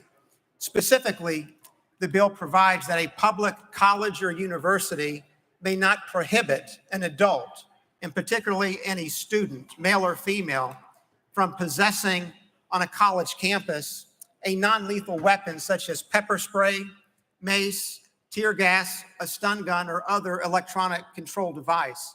And certainly, the tragic events in Athens, Georgia over the past week have demonstrated why legislation such as this is necessary. There was an unnecessary murder of Laken Riley, who was jogging on the University of Georgia campus at the time that she was assaulted and killed. This bill simply allows students to protect themselves with the use of non-lethal weapons while on college campuses. With that, Mr. Speaker, I renew my motion. Representative Bolso renews his motion. Any discussion on the bill? Representative Love, you're recognized. Thank you, Mr. Chairman. To the sponsor, this bill, I think, came through Education Committee. Did have a question about whether there's anything in the legislation that we can say guarantees that the electronic weapons are approved by law enforcement. Representative Bolso. Thank you, Mr. Speaker. There is not a specific provision of that nature in the bill. The bill simply contemplates that non-lethal weapons, including electronic control devices, when used as designed, will not cause the death of the person against whom they're used. Representative Love. All right. Thank you, Speaker. Thank you, sponsor. Representative Fritz. Thank you, Mr. Speaker. Question on the bill. Move previous question. There's objection. We're voting on previous question. All those in favor of previous question, vote aye when the bell rings. Those opposed, vote no. Has every member voted? Does any member wish to change their vote?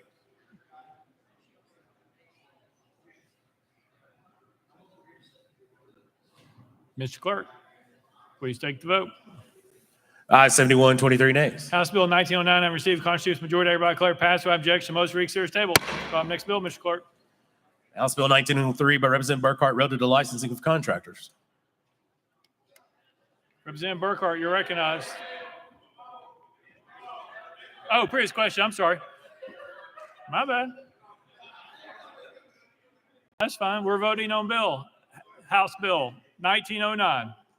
All those in favor of House Bill 1909, vote aye when the bell rings. Those opposed, vote no. Has every member voted? Does any member wish to change their vote?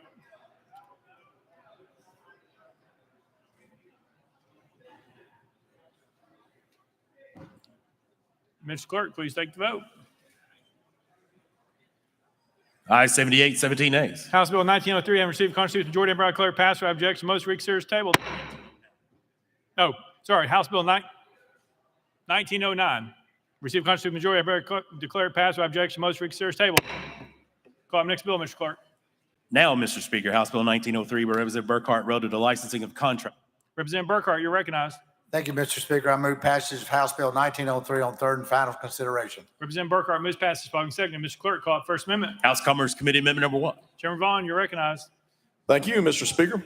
This amendment allows a contractor renewal application with a monetary limit greater than $1.5 million to be accompanied by an accountant's compilation. With that, we move to adopt. Chairman Vaughn moves adoption of committee amendment number 1. Probably seconded. Any discussion on the amendment? Seeing none. All those in favor of committee amendment number 1 say aye. Aye. All those opposed say no. The ayes have it. You adopted. Next amendment, Mr. Clerk. Mr. Speaker, no further amendments. Representative Burkhart, you're recognized. Thank you, Mr. Speaker. This simply changes the words compilation, renewal, a reviewed or audited financial statement to a compilation, saving Tennessee taxpayers and contractors approximately $62 million a year. And with that, Mr. Speaker, I renew my motion. Representative Burkhart renews his motion. Any discussion on the bill? Seeing none, any objection to the question? Seeing none. All those in favor of House Bill 1903 as amended vote aye when the bell rings. Those opposed vote no. Has every member voted? Does any member wish to change their vote?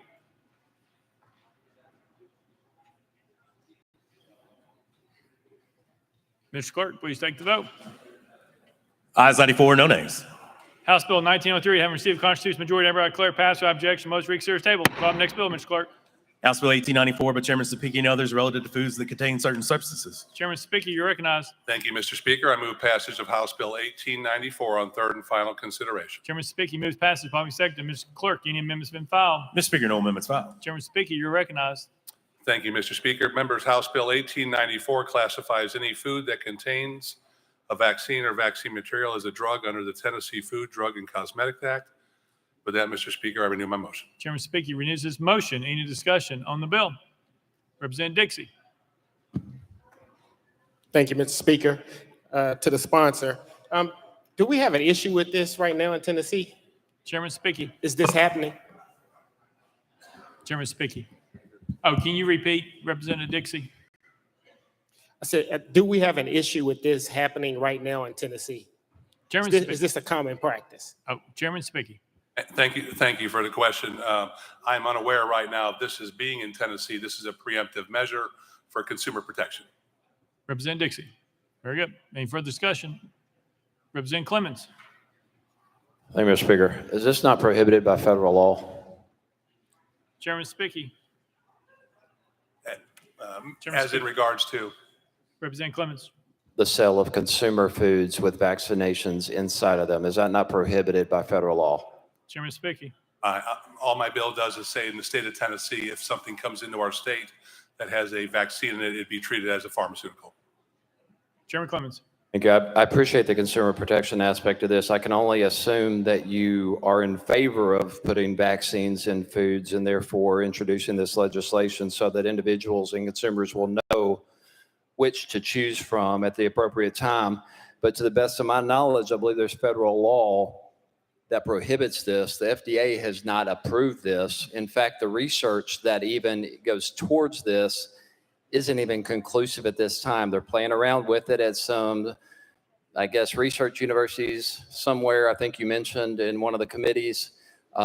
But at this time, this isn't even legal. While I understand the desire to be preemptive, I appreciate consumer protection and labeling and proper disclosures, but passing a law to check a box when something is already prohibited by federal law or not even approved under the federal rules and regulations is concerning to me. And so I just question whether or not we actually need this.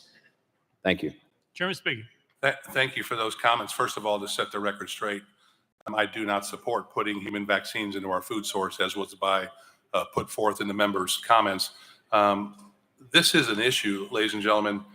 Congress in 2023 recognized that the food supply is targeted for edible vaccines. The U.S. House of Representatives in September of 23 passed an amendment that would prohibit funding for transgenic edible vaccines, vaccines grown in genetically engineered plants for the consumption by humans or animals. This is a technology that's being explored right now. To not go into more detail, the study that I referenced in committee, the scientist Juan Pablo Giraldo, one of the challenges with this new technology is that it must be kept cold to maintain stability during transport and storage. If this new project is successful, plant-based mRNA vaccines, which can be eaten, could overcome this challenge with the ability to be stored at room temperature. This technology is coming. It's being funded at the federal government level, trying to figure out how to do this. All we're saying in Tennessee is, if this comes to fruition, that we're going to label this as a pharmaceutical for the protection of our citizens. So, Chairman Clements. All right. Representative Sparks. Thank you. I've had a lot of calls on this. more calls than Ron Gant's beer bill. Just saying, just assure our constituents that we're not trying to put vaccines in their tomatoes and their lettuce. A lot of folks, Rotarians, church members, and all have been calling me on this. Thank you, Chairman. Representative Johnson of Knox. Thank you, Mr. Speaker. Again, my concern with this bill is one in which we are catering to a group of folks who are not informed that this doesn't even exist yet. And so when we write a bill to stop it, it makes people think this is a thing that's happening and they get concerned. And so the reality is what we should just do is educate our districts that this is not happening in Tennessee. It's actually not happening in the country. It has not been approved, and it will not happen to you. Shouldn't we educate them instead of passing laws that scare them and make them think this is happening? Let's be honest. Chairman Sapiki. All right, gotcha. All right, any further discussion? Seeing none, any objection to the question? Seeing none. All those in favor of House Bill 1894, vote aye when the bell rings. Those opposed, vote no. As every member voted, does any member wish to change their vote?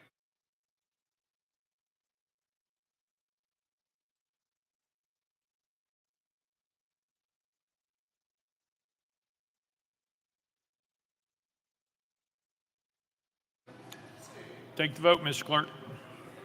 Ayes 73, 22 nay, one present not voting. House Bill 1894, having received a constitutional majority, everybody declare passed. Without objection, the motion to reconsider is tabled. Next bill, Mr. Clerk. House Bill 1602 by Representative Chisholm and others relative to the interrogation of juveniles. Mr. Speaker, the Senate bill is on the desk. Representative Chisholm, you are recognized. Thank you, Mr. Speaker. I move to substitute and confirm to Senate Bill 1577. Representative Chisholm moves to substitute and conform to Senate Bill 1577 without objection. So ordered. Representative Chisholm. Thank you, Mr. Speaker. I move passage of Senate Bill 1577 on third and final consideration. Representative Chisholm moves passage of Senate Bill 1577 on third and final consideration. Second, Ms. Clerk, call First Amendment. Mr. Speaker, no amendments filed. Representative Chisholm, you're recognized. Thank you, Mr. Speaker. House Bill 1602 requires that law enforcement have an audio-visual recording whenever and during the interrogation of a juvenile. This level of transparency protects both the law enforcement officer and the youth in question. I would like to thank law enforcement that helped draft this. I'd like to thank the Criminals Committee for all this help and all of the members on that committee. And I would like to thank all of the departments that also helped on this bipartisan piece of legislation. And not only do I ask that you all vote for this piece of, for this bill, I also ask that you sign on as well. With that, Mr. Speaker, I renew my motion. Representative Chisholm renews the motion. Any discussion on the bill? Leader Lamberth, you're recognized. Thank you, Mr. Speaker. And just very brief question. I mean, it is your birthday. Your wife's here. She's up there filming you and everything. You've already recognized her. And yet you still feel like you need an entire team behind you to pass the bill? That's all I want to ask. Representative Powell, you're recognized. Thank you, Mr. Speaker. So, Representative, you used to be my seatmate, and I think I taught you a thing or two, but you've taught me a thing or two. Do we actually have to vote on a bill if already 2/3 of the body has signed on to it? That'd be a parliamentary question. Any further discussion? Representative, if there's no discussion, we'll be voting. We're voting. All those in favor of Senate Bill 1577, vote aye when the bell rings. Those opposed, vote no. As every member voted, does any member wish to change their vote?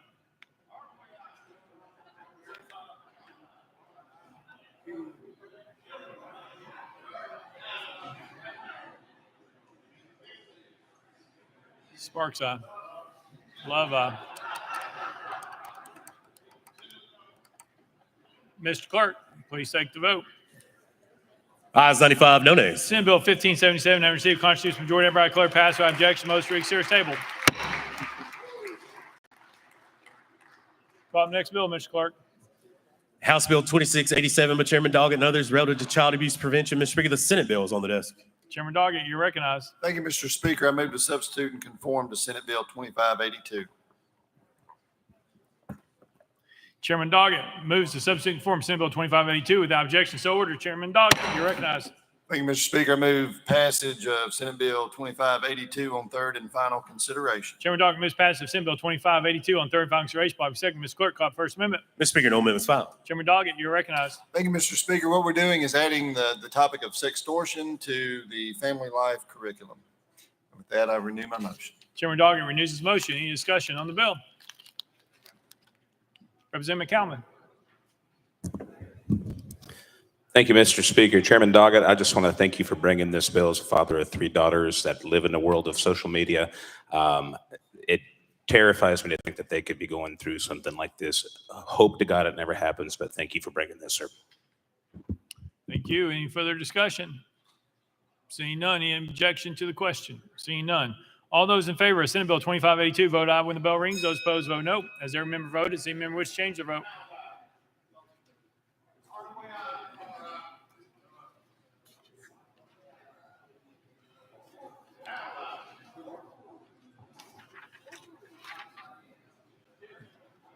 Mr. Clerk, please take the vote. Ayes 96, no nays. Senate Bill 2582 having received constitutional majority. Everybody declare passed without objection. Most reconsider table. Call up next bill, Mr. Clerk. House Joint Resolution 929 by Representative Freeman and others, a resolution to recognize and celebrate the 75th anniversary of Julia Green Elementary School. Representative Freeman, you're recognized. Thank you, Mr. Speaker. I move adoption of HJR 929.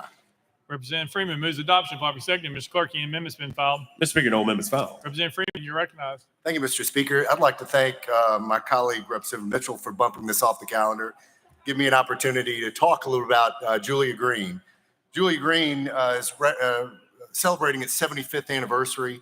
In 2020, it was a national blue ribbon school. I would also like to mention that Speaker Johnson's granddaughter, both of them attended Julia Green. And with that, I renew my motion. Representative Freeman renews his motion. Any discussion on the bill? Representative Barrett, you're recognized.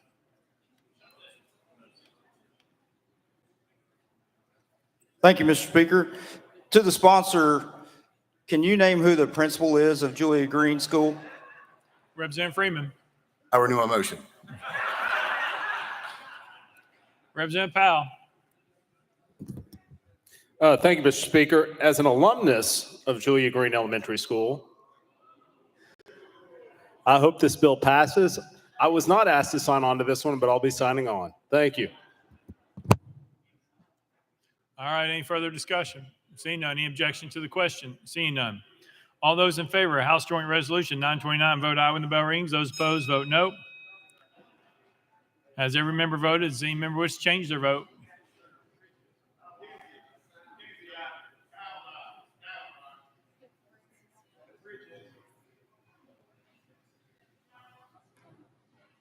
Mr. Clerk, please take the vote. Ayes 95, no nays. House Joint Resolution 929 have received constitutional majority. I hereby declare adopted without objection. The motion reconsider is tabled. Call up next bill, Mr. Clerk. House Joint Resolution 803 by Representative Fritz and others, a resolution to seek God's hand of mercy, healing in Tennessee. Representative Fritz, you're recognized. Thank you, Mr. Speaker. I move adoption of H.R. 803. Representative Representative Fritz moves adoption of House Joint Resolution 803.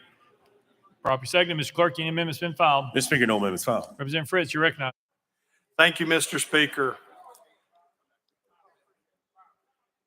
I bring to you, my colleagues tonight, this resolution calling our state to a time of intermittent fasting and prayer.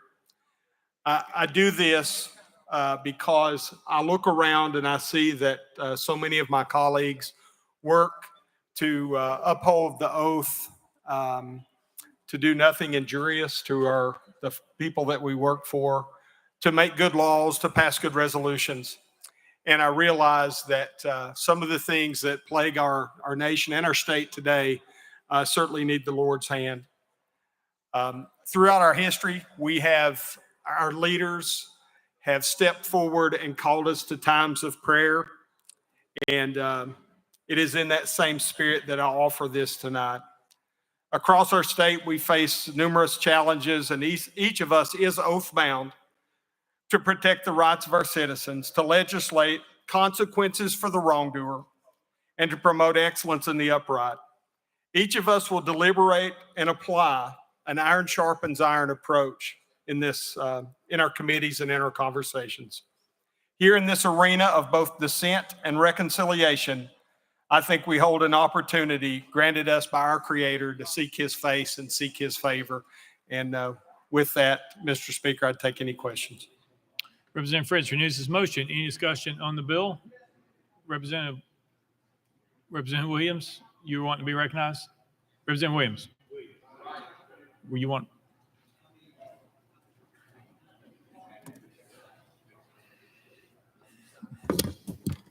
Thank you, Mr. Speaker. I move previous question. Previous question's been called. There's objection. We're voting on previous question. All those in favor, vote aye when the bell rings. Those opposed, vote no. Has every member voted? Does any member wish to change their vote?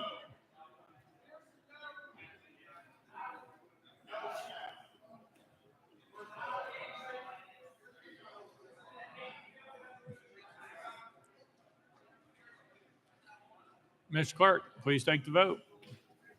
Ayes 72, 18 nays. Previous question prevails.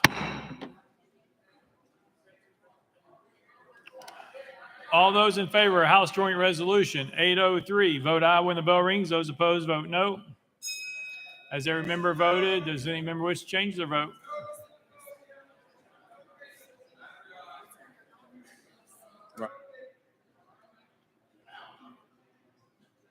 Mr. Clerk, please take the vote. Ayes 82, 6 nays, 2 present, not House voting. Joint Resolution 803, having received a constitutional majority, I hereby declare adopted without objection. The motion reconsider is tabled. Call up next bill, Mr. Clerk. House Bill 1931 by Representative Gillespie relative to certain local regulations. Representative Gillespie, you recognize at your desk. Thank you, Mr. Speaker. I request this to be rolled to the Hill. Without objection, roll to the Hill. Call up next bill, Mr. Clerk. House Bill 2126 by Chairman Grills and others relative to acts committed by juveniles. Representative Grills, you're recognized. Thank you, Mr. Speaker. I move passage of HB 2126 on third and final consideration. Representative Grills moves passage. Following second, Mr. Clerk, call up First Amendment. House Criminal Justice Committee Amendment number 1. Chairman Holsey, you're recognized. Thank you, Mr. Speaker. Move to adopt and defer to the sponsor for further explanation. Chairman Holsey moves adoption of Committee Amendment number 1. Probably seconded. Any discussion on amendment? Seeing none, all those in favor of Committee Amendment number 1 say aye, aye. All those opposed say no. The ayes have it. You adopt the next amendment, Mr. Clerk. Mr. Speaker, no further amendments. Representative Grills, you're recognized. Thank you, Mr. Speaker. This legislation is attempting to combat the growing trend of organized retail theft, as well as addressing the concerning rise of firearm thefts from automobiles. My legislation would allow a juvenile court judge the option of moving any juvenile 15 years old and up to be transferred to adult court for the crime of organized retail theft, or theft of a firearm, and attempting to commit these crimes. With that, I renew my motion. Representative Grills renews his motion. Any discussion on the bill? Representative Zachary, you're recognized. Thank you, Mr. Speaker. Chairman Grills, you've worked on this issue since before special session, at the end of last session, into special session, and this year. Thank you for working to address core issues. Organized retail crime and theft of firearms in our state has become a significant issue. And so thank you for your work. It makes a difference addressing core issues to combat this issue of crime that we have. So thank you for your efforts. Thank you, Mr. Speaker. Representative Grills. All right. Thank you for your comments. Representative Todd. And I too would like to echo those same sentiments. I appreciate you bringing this bill because unfortunately in our state, we have so many gun-free zones that good law-abiding citizens have to leave their firearms in their vehicle in order to go into a location that has these restrictions, unfortunately. And I appreciate this because this is going to be definitely a deterrent to the theft of those firearms, especially, and hopefully put an end to some of the juvenile crime that we're seeing now that they will have to pay a price for this. Thank you, sir. Representative Cochran. Thank you, Mr. Speaker. Also wanted to thank the sponsor for bringing this. This is a real issue, and we see it on the news, I think, on a regular basis, especially the part about the organized retail theft. You see mobs of people descending on businesses, and when that happens, that has real that has real effects on the owners of those businesses. It results in real monetary losses for small business owners. Unfortunately, what it's not resulting in now, a lot of the time, are real consequences for the criminals who are committing these acts.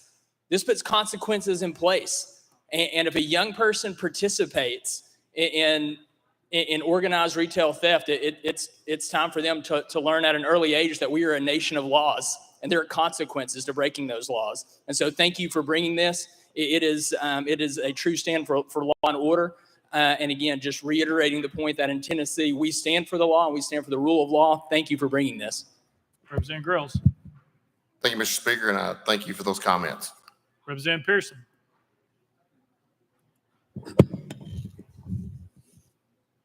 Thank you, Speaker. While I can understand the frustration of this situation that you seek to address, sponsor, when it comes to retail thefts and it being organized, when it comes to thefts of firearms from cars, the need to do something is there.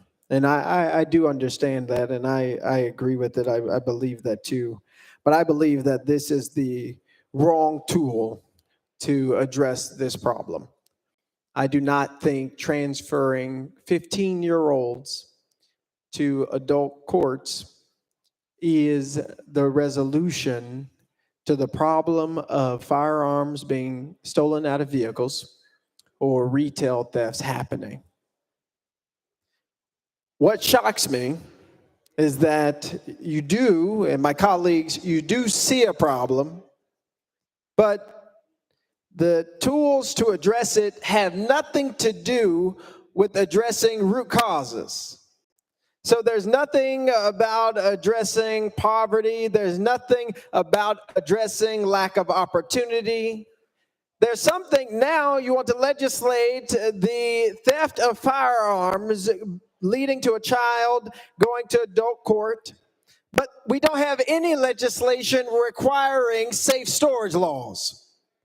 We don't have legislation that ensures that people don't get easy access to firearms in the first place. But now, after passing things like permitless carry, after passing legislation like that, that has led to over 30,000 guns and firearms being stolen from vehicles, the resolution you offer isn't a repeal of permitless carry, which was a disaster and is a disaster in our communities. It's to ensure that 15-year-olds are tried in adult courts as a solution.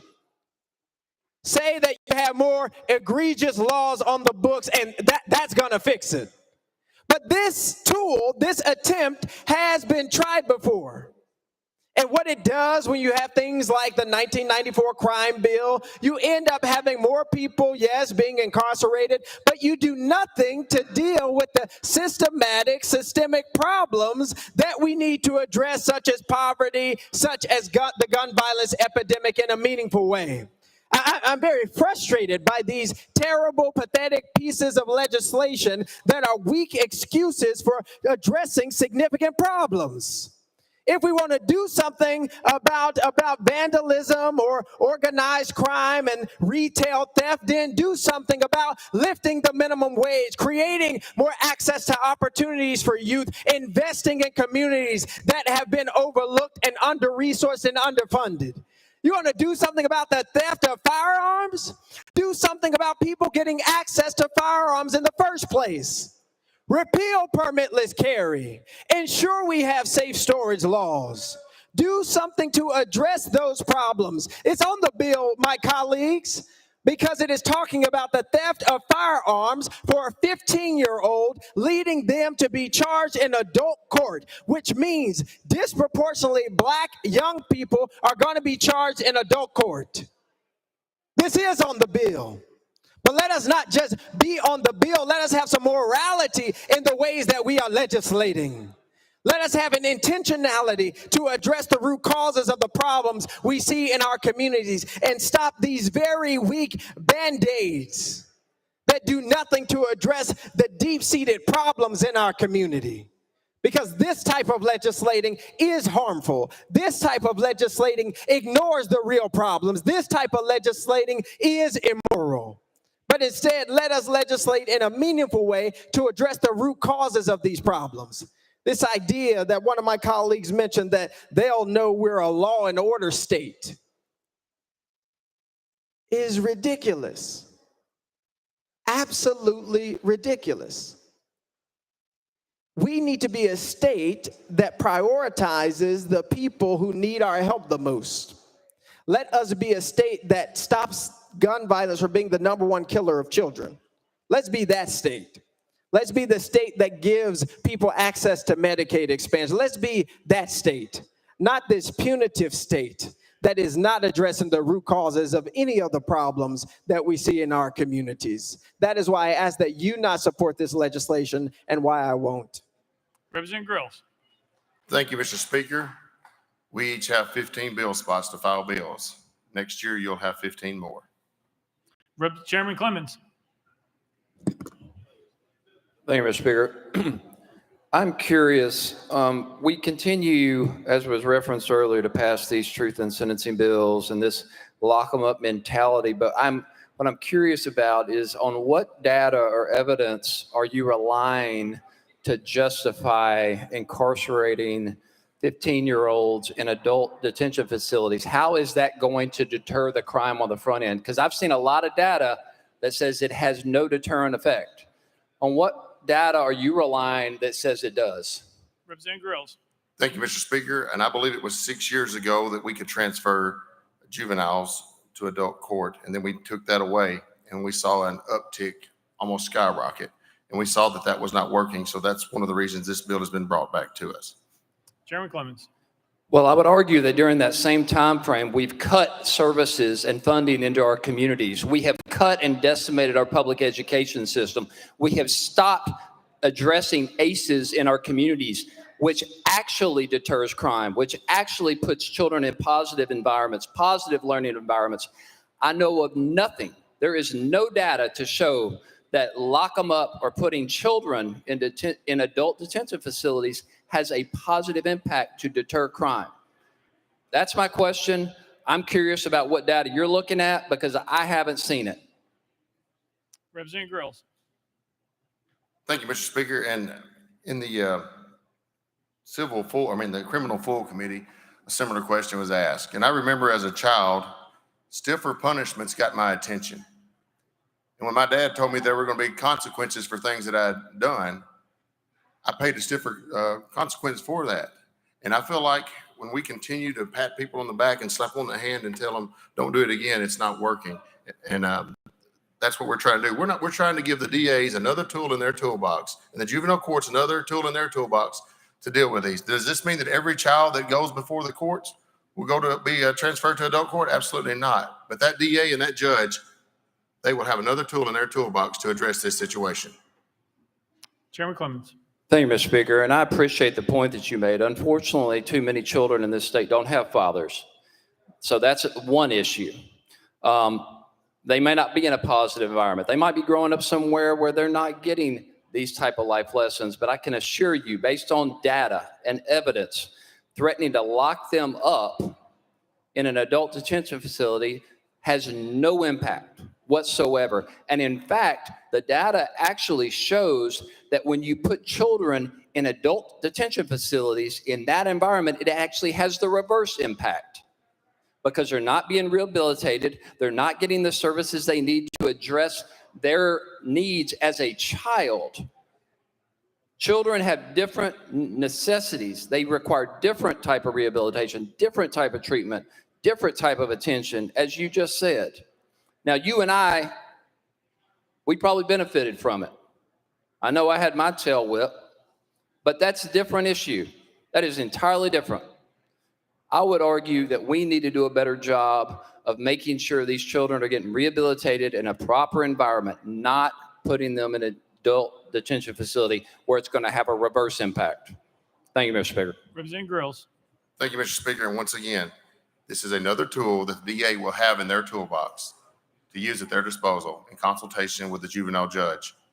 This is not saying that every kid that comes to a juvenile court is going to an adult facility. Thank you, Mr. Speaker. I renew my motion. Representative Travis. Thank you, Mr. Speaker. I move previous question. Previous question has been called. There's objection. We're on the board for previous question. All those in favor of previous question, vote aye when the bell rings. Those opposed, vote no.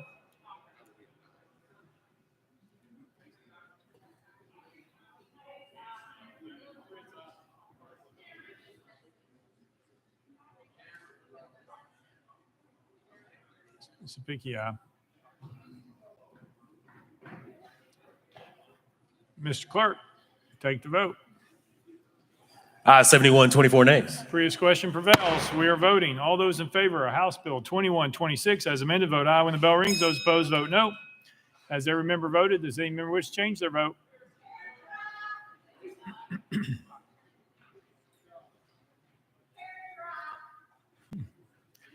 Sabiki, aye. Mr. Clerk, please take the vote. Ayes 72, 24 nays. House Bill 2621 having received a constitutional majority, hereby declare passed without objection. Most read series table. Call the next bill, Mr. Clerk. House Bill 1635 by Chairman Haston and others relative to animals in food service establishment. Mr. Speaker, the Senate bill is on the desk. Chairman Haston, you're recognized. Thank you, Mr. Speaker. I move to substitute and conform to Senate Bill 1595. Chairman Haston moves to substitute and conform to Senate Bill 1595 without objection. So ordered. Chairman Haston, you're recognized. Thank you, Mr. Speaker. I move passage of Senate Bill 1595 on third and final consideration. Chairman Haston moves passage of Senate Bill 1595 on third and final consideration. By second, Mr. Clerk, call the first amendment. Mr. Speaker, no amendments filed. Chairman Haston, you're recognized. Thank you, Mr. Speaker. I will just start with that this bill does not restrict trained service animals from entering a restaurant. It does restrict animals that are not service animals from entering a restaurant. There's been several issues with untrained non-service animals entering restaurants and causing significant disturbances. This bill simply gives restaurant owners clear language in law that supports their ability to keep order inside their business. With that, Mr. Speaker, I renew my motion. Chairman Haston renews his motion. Discussion on the bill. Representative Williams. Thank you, Mr. Speaker. Thank you, sponsor, for this bill. I just had a quick question. Honestly, when this bill came through committee, I was like, oh my gosh, this is a fantastic idea. Haven't we thought about this before? The question that I did have for you, does it clarify between a restaurant or a grocery store? For instance, if you're in a grocery store and a non-service animal is not trained to eat from the deli or in the produce aisle, the question is, would it apply to that to a grocery store or not? Chairman Haston. This bill does not, but I would be fine co-sponsoring a bill that would do that next year if we're both back. Representative Williams. Thank you, Mr. Speaker. I look forward to working with you on that next year. Chairman Clements. Thank you, Mr. Speaker. And sponsor, as I had raised the issue with you earlier, I've received several phone calls from some veterans. And these trained service dogs, the ones that are certified, they're expensive. I've heard from several veterans who are suffering from PTSD and they rely on their animal. So my concern is there anything in here to protect their right to have their animal in a space that they need it? I understand the purpose of your bill. I don't necessarily disagree with it. I know this is an issue. But I guess my question is, have you drafted this piece of legislation in such a way that we find that sweet spot where we're not punishing individuals who seek to take advantage of opportunities to take their pets in, but still allow for someone who might not be able to afford the cost of a fully trained or training animal in a facility? Chairman Haston. Thank you for the question. As you know, a lot of the animals that veterans use are service animals. I know Canines for Warriors and Pups for Patriots have given thousands because it is expensive. To your point, you make a great point. There is a percentage of veterans that do use animals that are emotional support animals. The problem that we're running into is that we've gotten to the point where there's so many bad actors taking advantage of way too easy certification processes where they don't have to take anything in. That's just automatically you get approved online. It's an emotional support animal. So I agree that there's a sweet spot there. We couldn't get this bill to really address that. I will say that in most instances, we're dealing with just some protections for restaurant owners when there's bad actors. And so I do think that there should be some protections that we could work on and try to find out something that we could kind of protect our veterans that have ones that are warranted. But this is really a situation where we have too many people doing, getting too many across the line that shouldn't be. Chairman Clements. Representative Ritchie. Thank you, Mr. Speaker. And sponsor, thank you for the bill. I did have a specific question on there. When it comes to the different animals in the training, are there rules and laws in place with the HIPAA protections as far as for folks being able to ask whether or not that dog is trained or certified? Chairman Haston. I will say We did work with the Tennessee Disability Coalition and the Disability Rights of Tennessee to make sure that this piece of legislation didn't infringe upon anything that you're talking about there. But as far as the training is, service animals are those who have been properly and officially trained for service to persons with a disability or to serve as patrol dogs. So as far as any of those animals are concerned, this bill would not infringe upon that right. Representative Ritchie. Thank you, Mr. Speaker. And for an individual that, should this end up passing, becoming law, is from the penalty standpoint, based on the previous member's question, there's nothing in code that would end up being a penalty for individuals that still decide. And I'm with you on the standpoint of it's so aggravating going inside of the grocery stores and end up seeing another animal there, whether or not it's certified or not, or there for a specific medical need. But at the end of the day, is there any type of penalty for those individuals, those bad actors, as you said? Chairman Haston. I think the penalty would come with some protections there if anybody else in a place of business was being disruptive and not leaving the place of business. So this bill just puts something in place to where if it does rise to that level and they have to bring in some authorities to deal with it, it would be up to the authorities of what kind of penalties would be instituted. I will say that the Tennessee Disability does hand out a brochure or offer a brochure to restaurants, and it says a few things I think would be helpful. It says, unless it is clear that the dog is not a service animal, the best practice is to allow the dog to enter with the person, treat a person with and also businesses must allow a service dog unless the animal is not housebroken or is out of control. These are the only two exceptions, and that comes directly from the Tennessee Disability Coalition. All right. Representative Pearson, you're recognized. Thank you so much. And thank you, sponsor, for answering the questions here. The concern that I do have is that it does mention any emotional support animals sort of would not qualify. And two, what the chairman spoke about, there are a number of military veterans, there are a number of people in our communities who have experienced a lot of trauma, who do need animals for emotional support. And by passing the bill first without any exceptions for the mental health of our constituents or without any respect to our veterans and their needs, to pass it first without those exceptions instead of getting those exceptions and then passing it is why I won't support the bill in its current form. Chairman Haston. Thank you, and I appreciate the comments. I never did hear any negative feedback from I had no veterans organizations reach out to me that had any issues with this. Like I said, if we're here next year, I would like to work on something that maybe protected that right. I will say that this doesn't involve any part of the restaurant's outdoor facilities. So veterans that did have emotional support animals could still dine at these restaurants or the restaurants that offer outdoor dining options. Representative Butler. Thank you, Mr. Speaker. I carried a piece of legislation last year that passed that created punishment for people that impersonate service animals. So these service animals and these questions that some of my colleagues have brought up are already clearly defined in the federal ADA laws. And so I appreciate your legislation because it takes it a step further. But the legislation that I passed last year with the General Assembly's support was to create a punishment for somebody that impersonates a service animal. And so the federal ADA guidelines clearly define what a service animal is and the qualifications that they have to meet. And I think what you're trying to address, and correct me if I'm wrong, please, that somebody that's carrying a dog in their arms comes into a restaurant, puts that dog in a chair, and is eating at the table. That, by definition, is not a service animal. The definition clearly lays that the dog must remain on the floor and walk with its own effort. It cannot be carried. So I think you've got a good piece of legislation that's taking it a step further, and I support your legislation. Thank you. Chairman Haston. Thank you for those comments. And this actually did originate in my district from some restaurants that had reached out that were having that exact issue that you were outlining, where animals were coming in and getting on the table and eating from the plates. With that Mr. Speaker, I renew my motion.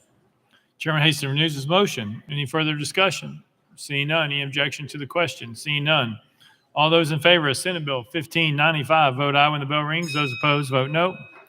Has every member cast their vote? Does any member wish to change their vote? Mr. Clerk.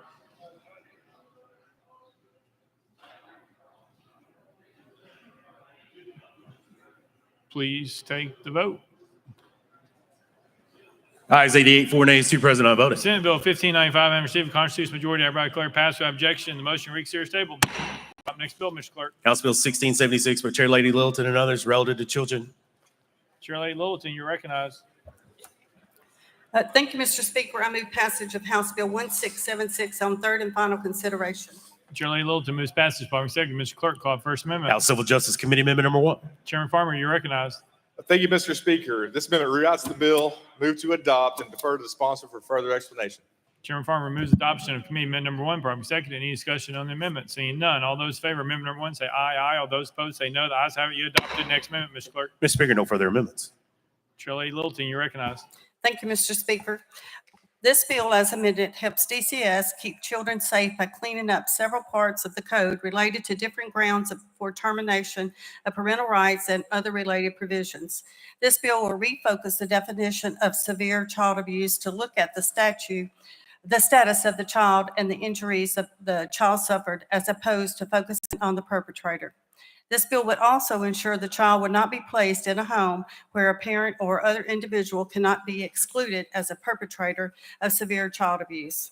Additionally, the bill expands the definition of severe child abuse by including various human trafficking related offenses. This change helps the department to serve a broader population of human trafficking victims. Lastly, this bill adds the definition for token child support, stating that child support is presumed token if it is less than the minimum established by the Department of Human Services guidelines. Parents and guardians may refute the presumption by preponderance of the evidence standard. Mr. Speaker, I renew my motion. Chair Lady Littleton renews her motion. Any discussion on the bill? Seeing none. Any objection to the question? Seeing none. All those in favor of House Bill 1676 as amended, vote aye when the bell rings. Those opposed, vote no. Has every member voted? Does any member wish to change their vote?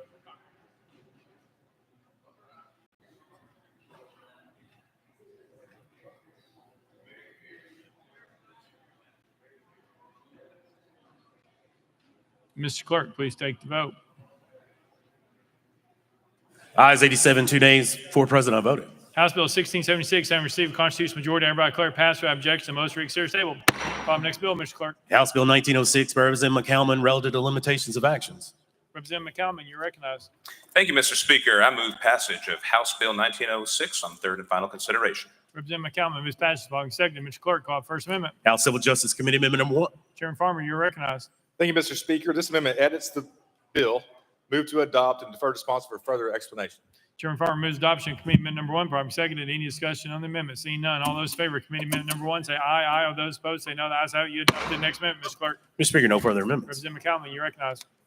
Thank you, Mr. Speaker. Members, what this bill as amended does is extend the statute of limitations for victims of human trafficking in civil court from 15 years past the 18th birthday to 30 years past the 18th birthday. And with that, I stand ready for questions. Representative McCalman renews his motion. Any discussion on the bill? Seeing none. Any objection to the question? Seeing none. All those in favor of House Bill 1906 as amended, vote aye when the bell rings. Those opposed, vote no. Has every member voted? Does any member wish to change their vote? Mr. Clerk, please take the vote. Ayes 91, no nays. House Bill 1906 having received a constitutional majority, I hereby declare passed without objection. The motion reeks here is tabled. Next bill, Mr. Clerk. House Bill 692 by Representative Parkinson relative to education. Representative Parkinson, you're recognized. Thank you, Mr. Speaker. I move passage of House Bill 692 on third and final consideration. Representative Parkinson moves passage following second. Mr. Clerk, call First Amendment. House Education Administration Committee Amendment number 1. Chairman White, you're recognized.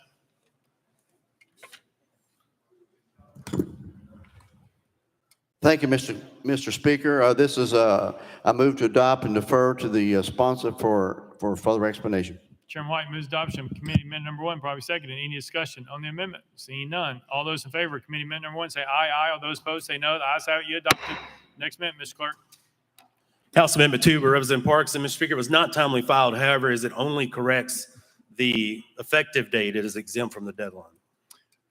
Representative Parkinson, you recognized. Thank you, Mr. Speaker. The clerk just explained it. Oh, thank you, Mr. Speaker. Move to adopt. Representative Parkinson moves adoption of amendment number 2, probably seconded. Any discussion on the amendment? Seeing none. All those in favor of amendment number 2 say aye, aye. All those opposed say no. The ayes have it. You adopted.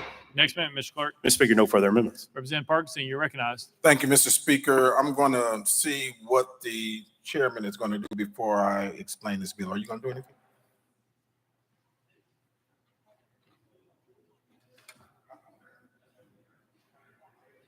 Chairman White, you're recognized.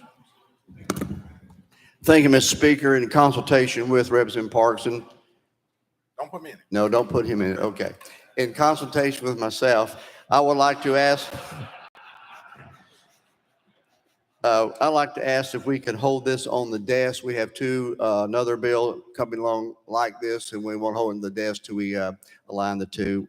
So my motion is to hold this on the desk. Proper motion, probably seconded.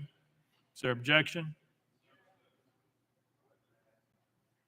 No objection?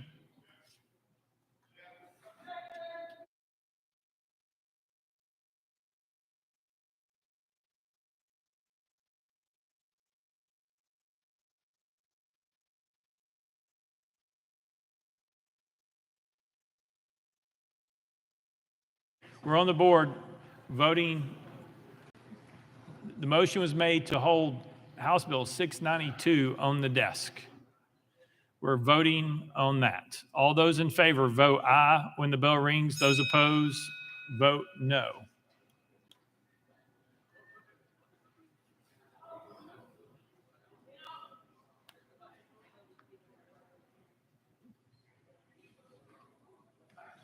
Mr. Clerk, take the vote.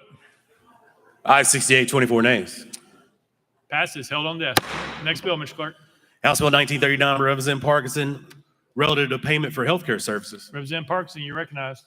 Thank you, Mr. Speaker. I move passage of House Bill 1939 on third and final consideration. Representative Parkinson moves passage, properly seconded. Mr. Clerk, call up First Amendment. House Insurance Committee Amendment number 1. Chairman Kumar, you're recognized. Thank you, Mr. Speaker. This amendment rewrites the bill, move to adopt, and allow the sponsor for explanation. Chairman Kumar moves adoption of committee amendment number 1, probably seconded. Any discussion on the amendment? Seeing none. All those in favor of committee amendment number 1 say aye, aye. All those opposed say no. The ayes have it. You adopted. Next amendment, Mr. Clerk. Mr. Speaker, no further amendments. Representative Parkinson, you're recognized. Thank you, Mr. Speaker. Ladies and gentlemen, we had some ambiguity in policy when it came to relatives that resided in the same home with family members that they were caring for. Some of those family members that were the caregivers were denied the ability to receive payment or be employed by our providers with TennCare and care for their loved one while residing in the same household. If they lived next door, they could be employed. If they lived around the corner, they could be employed. But if they lived in the same household, they would be denied being employed. What this bill does, it codifies in law that you can live in the same residence and work for one of the providers for TennCare while providing relative caregiving to a relative inside the same home. With that, Mr. Speaker, I renew my motion. Representative Parkinson renews his motion. Any discussion on the bill? Seeing none, any objection to the question? Seeing none. All those in favor of House Bill 1939 as amended, vote aye when the bell rings. Those opposed, vote no.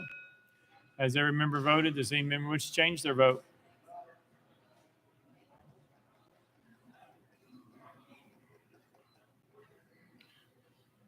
Mr. Clerk, please take the vote. Ayes 85, 2 nays, 5 present, unvoted. House Bill 1939 has received constitutional majority. I hereby declare passed without objection. Most reconsider table.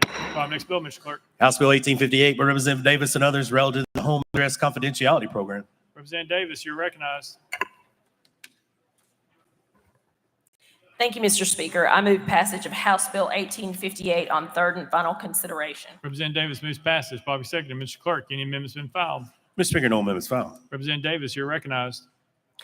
Thank you, Mr. Speaker.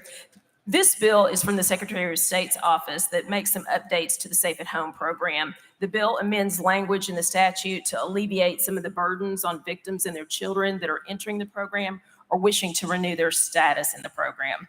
First, it allows those participants to enter the program using an address that they are currently residing at if it has never been disclosed on a legal document. This helps address a victim that has escaped an abusive relationship and got a new address prior to applying.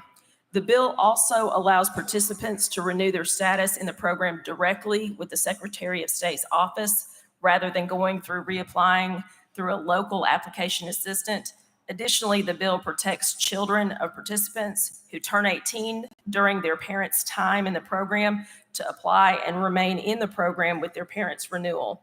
This bill helps to ensure victims and their families who count on the Safe at Home program for safety that they can easily navigate the process of entering the program and remaining in it. And with that, Mr. Speaker, I renew my motion. Representative Davis renews her motion. Any discussion on the bill? Seeing none, any objection to the question? Seeing none. All those in favor of House Bill 1858, vote aye when the bell rings. Those opposed, vote no. Has every member voted? Does any member wish to change their vote?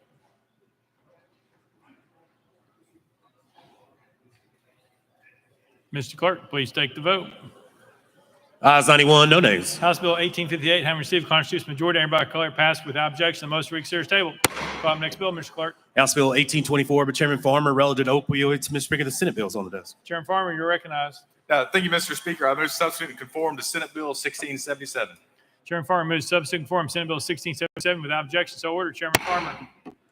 Thank you, Mr. Speaker. I move passage of Senate Bill 1677 on third and final consideration. Chairman Farmer moves passage of Senate Bill 1677 on third and final consideration. By second, Mr. Clerk, call First Amendment. Mr. Speaker, no amendments filed. Chairman Farmer, you're recognized. Thank you, Mr. Speaker. Members, what this bill does, this allows the state to add an additional settlement with regards to our opioid abatement fund of the amount of about $40 million from Kroger. We're expecting that settlement to happen here within the next 4 months or so. This would allow us the opportunity to accept these settlement funds, which would go into our opioid abatement fund, which was set up a couple of years ago. With that, I renew my motion. Chairman Farmer renews the motion. Discussion on the bill. Chairman Clemens. Thank you, Mr. Speaker. And just so we're clear, the reason they're being added to this is because they've entered into a settlement agreement with the state of Tennessee, and I suspect one of those terms is that they be released from future claims. Chairman Farmer. Thank you, Chairman Clemens, and yes, sir, that's why. Chairman Clemens. Thank All you. good. Thank All you. right. Any further discussion? Seeing none. Any objection to the question? Seeing none. All those in favor of Senate Bill 1677, vote aye when the bell rings. Those opposed, vote no. Has every member voted? Does any member wish to change their vote?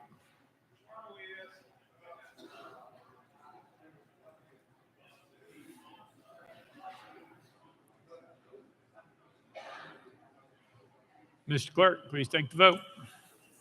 Ayes 86, nays, 2 present, unvoted. Senate Bill 1677, having received a constitutional majority, I hereby declare passed without objection. The motion reconsidered is tabled. Call up next bill, Mr. Clerk. House Bill 2000 by Chairman Farmer and others relative to the compensation of employees of the Office of Attorney General and Reporter. Chairman Clemens, for what purpose? Oh, okay, on the bill. Make sure you see me. Huh? Chairman Farmer, you're recognized. Thank you, Mr. Speaker. I move passage of House Bill 2000 on third and final consideration. Chairman Farmer moves passage by second. Mr. Clerk, any amendments been filed? Mr. Speaker, no amendments filed. Chairman Farmer, you're recognized. Thank you, Mr. Speaker. Members, what this bill does, this bill is brought to me by the Attorney General's office. We have a lot of hardworking employees over there, and what we'd like to do for them is allow them to be paid maybe earlier than once a month, maybe periodically or something like that. So this bill will allow for that.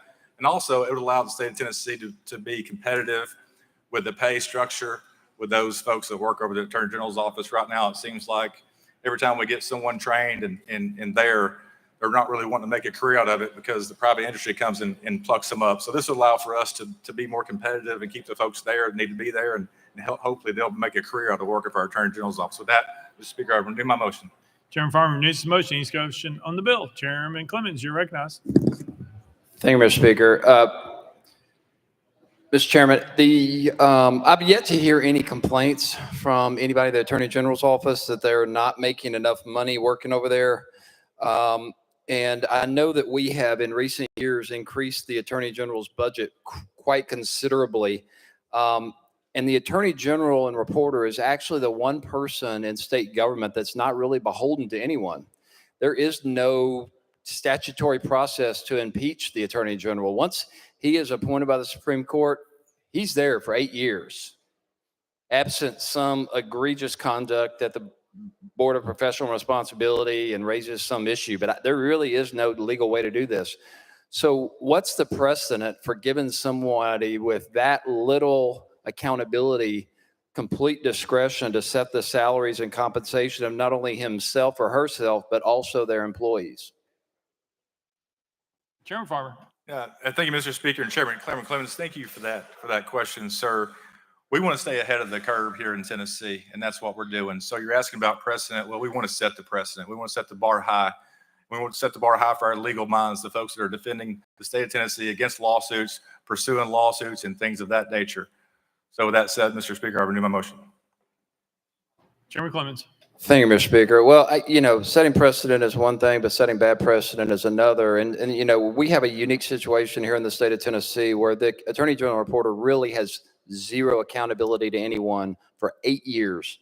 And giving him the opportunity to set his own salary, set his employees' salaries without any accountability metrics, without any questions is dangerous. I mean, that's a dangerous precedent to set. I doubt any other state would follow that.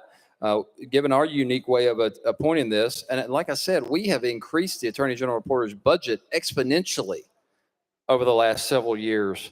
I would argue a lot of that has been wasted on frivolous lawsuits and defending unconstitutional legislation.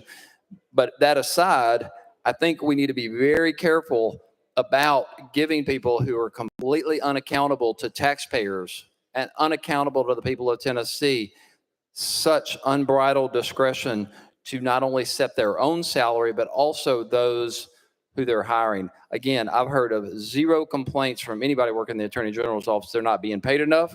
I haven't heard any problems about them recruiting individuals. I haven't heard any complaints about benefits under the state of Tennessee's plan. And so I guess I'm left wondering why this is necessary, why we want to set this bad precedent. And just on behalf of Tennessee taxpayers, this is a really dangerous game we're playing with their money. Thank you, Mr. Speaker. Chairman Farmer. No, thank you, Mr. Speaker. No. Chairman Clemens, you have anything else? He passes. Representative McKenzie. Thank you, Mr. Speaker. As we've heard budget hearings as the departments come to us, we've had a lot of conversations about salaries and compensation and how things stack up, especially in this environment here in Middle Tennessee. But one thing that's happened is we have an idea of where these salaries could go, and they're based off of market comparisons. Is there anything in this piece of legislation that gives an accurate market comparison to a similarly a staff position? Chairman Farmer. And thank you for those questions, Representative McKenzie. Now, what we do have, this bill would allow for the schedules, the pay schedules to be determined along with the Class 1 officials, which is the Commissioner of Education, Finance Administration, Transportation, Constitutional Officers, Comptroller, Treasury, Secretary of State, and Treasurer. So in regards to comparisons, kind of what we're going off of would be those salary structures there. Once again, would be the Class 1 officials. Anything other than that, sir, I'd be happy to get you any information that you may want or need. I know the Attorney General's office would be happy to provide you with any information that you may need. Representative McKenzie. Thank you. So, final question. I guess it's a question. It's maybe your best guess. So, in your estimation, in the next 3 to 5 years, you don't feel that these salaries would be out of norm with another state attorney in another department, that the AG's staff salaries will be in line with other, again, similarly staff positions in terms of being a lawyer? Chairman Farmer. Thank you, Mr. Speaker. Representative McKenzie, I'd love to give you an estimate on that, but with the state of the economy and inflation being out of control as it is, I'd hate to guess. And so, sir, I don't know the answer to that question. All right. Leader Lamberth. Thank you, Mr. Speaker. I have a close family member that works at Attorney General's office. This will not protect, I don't think this will affect that individual at all. But at the same time, I'd like to declare a conflict, and I'll be voting my district and my conscience. I do support the bill, by the way. I think it's an excellent idea. Representative Williams. Thank you, Mr. Speaker. I move previous question. Previous question's been called. Any objection? Seeing none, we're voting. All those in favor of House Bill 2000, vote aye when the bell rings. Those opposed, vote no. As every member voted, does any member wish to change their vote?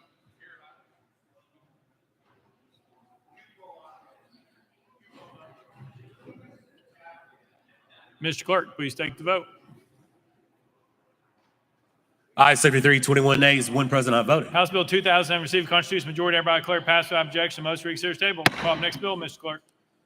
House Bill 1886 by Chairman Terry and others voted to public assistance. Mr. Speaker, the Senate bill is on the desk. Chairman Terry, you're recognized. Thank you, Mr. Speaker. I move to substitute and conform to Senate Bill 2078. Chairman Terry moves substitute and conform Senate Bill 2078 without objection. So ordered. Chairman Terry, you're recognized. Thank you, Mr. Speaker. I move passage of Senate Bill 2078 on third and final consideration. Chairman Terry moves passage of Senate Bill 2078 on third and final consideration. Probably second. Mr. Clerk, call First Amendment. Mr. Speaker, no amendments filed. Chairman Terry, you're recognized. Thank you, Mr. Speaker. This administration bill that addresses four components of TANF. First, it aligns state and federal policy on the treatment of Class A drug felons as they would not be eligible for TANF. Secondly, it aligns penalties for fraudulent use of TANF benefits to the same as fraudulent use of SNAP benefits. Third, it removes an undefined discretionary temporary incapacity exemption. And fourth, if a recipient becomes pregnant while on TANF, this bill would raise the household count for the recipient. With that, I renew my motion. Chairman Terry renews this motion. Any discussion on the bill? Representative Bain, Representative Warner's first, then Bain. Representative Pearson, Warner, you're recognized. Thank you, Mr. Speaker. I move previous question. There's objection. We're on the board. All those in favor of previous question, vote aye when the bell rings. Those opposed, vote no.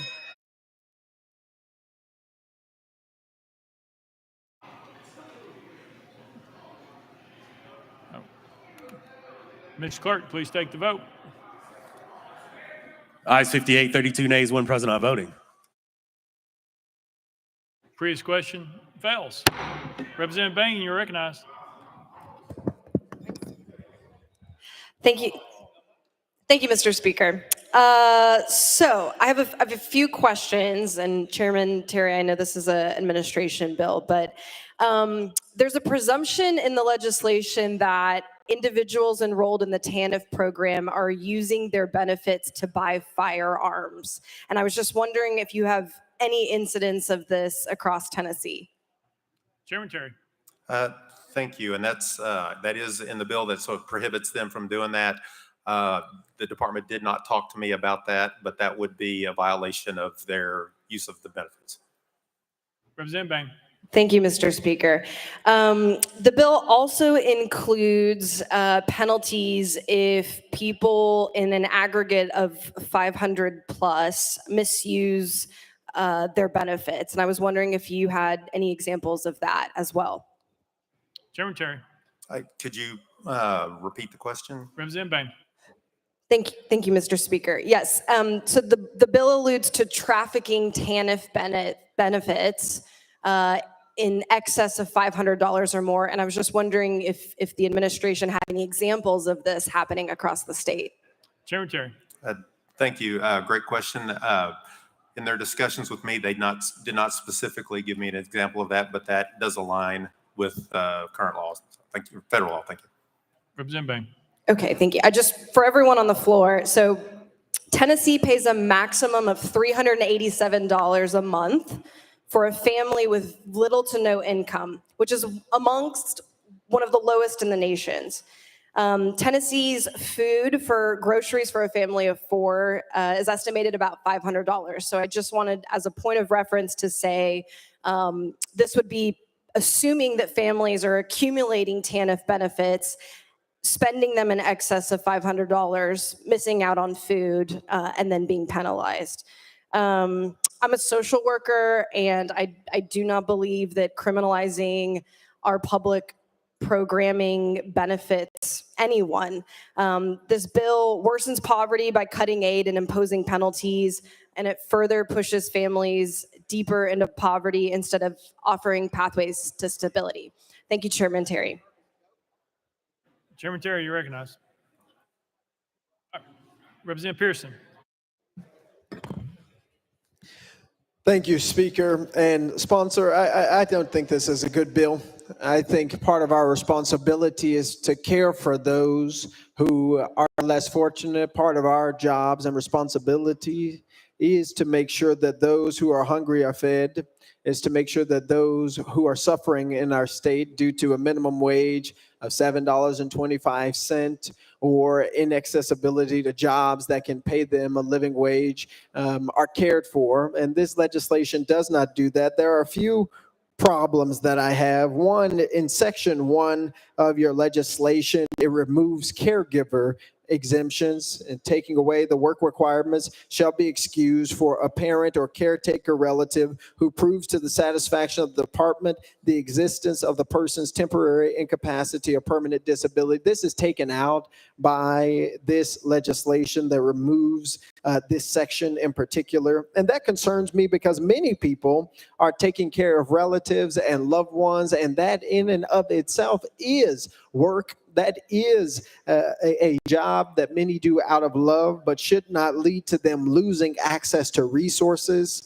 Section 2 is also in your legislation amended, this subsection, and it removes increased payment for women who become pregnant while on TANF. Like, why would we do that? I mean, legislating harm is not and should not be the work of this body. We instead should be doing all that we can to help people who are in need. But instead, this legislation in its section 1 and its section 2 continue to push, one, a very harmful narrative about people who are on TANF or who are using those resources potentially in criminal ways.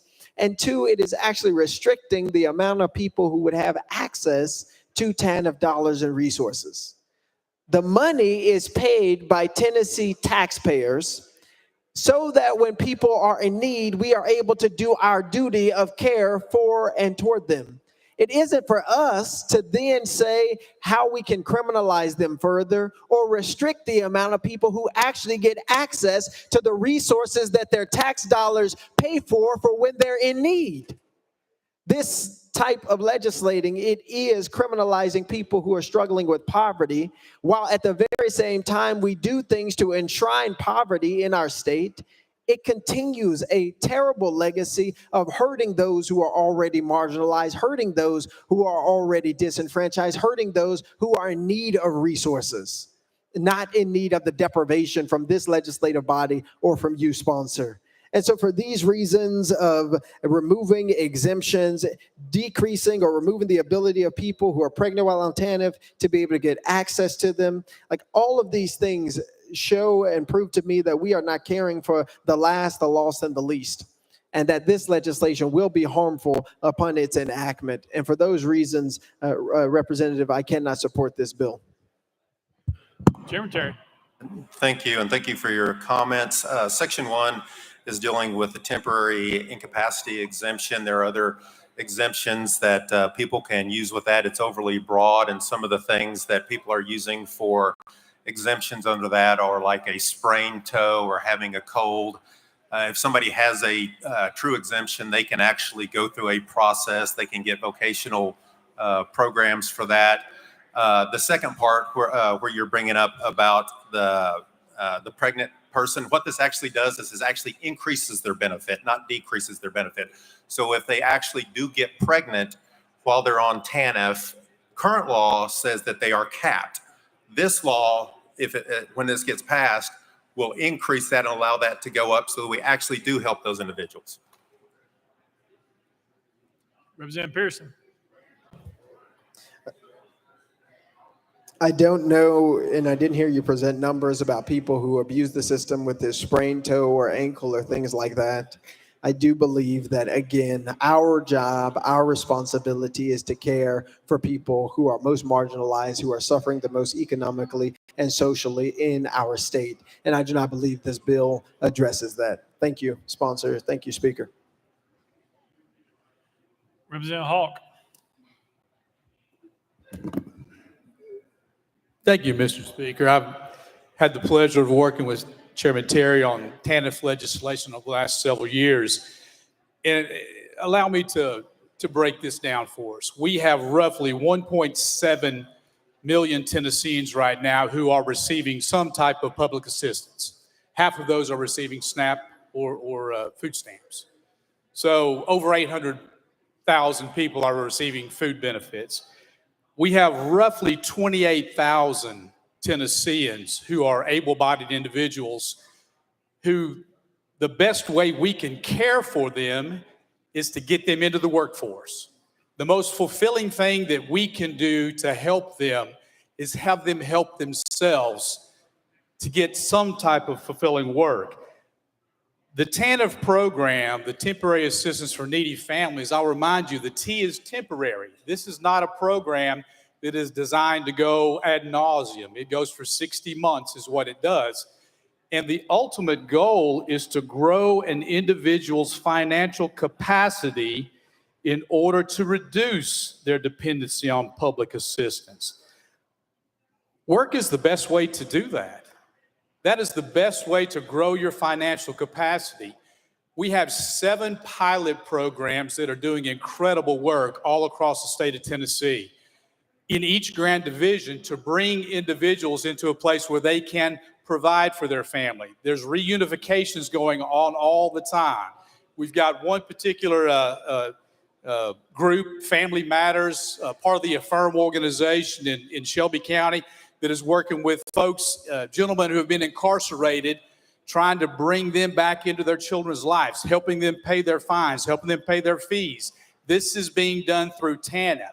This is going to get those folks back together with their families, back into the workforce, which we desperately need here in Tennessee. We've got employers coming to us all the time saying, I need folks to work. So out of the 1.7 million people that are currently receiving public benefits, we're working with 28,000 individuals to get them the most sustainable thing that they can have, a good job. I appreciate the legislation. I'll be strongly voting in favor of it. Thank you, Mr. Speaker. Chairman Terry. Okay. Chairman Clemens. Thank you, Mr. Speaker.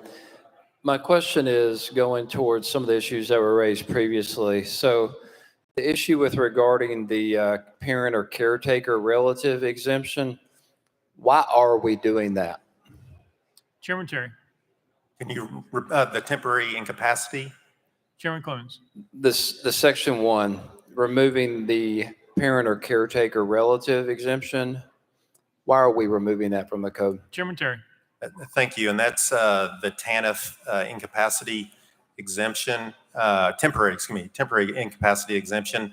That's a broad, undefined exemption where they're, like I said, you're having people come in saying that they've got a sprained toe or a cold or something like that. There are other exemptions that are out there that are more clearly defined. And so with that, that's why we're removing the temporary incapacity exemption. Chairman Clemens. Thank you, Mr. Speaker, and thank you, sponsor. My concern there is I'm not understanding why we wouldn't go so far as to just define that and narrow that exception if that's the issue, because I think what we're looking to do here is take people who are actually using that exemption in good faith for very good reasons, and now we're going to force them to work or try to find work. I mean, if they can find work to qualify for anything, 30 hours a week plus take care of their family member.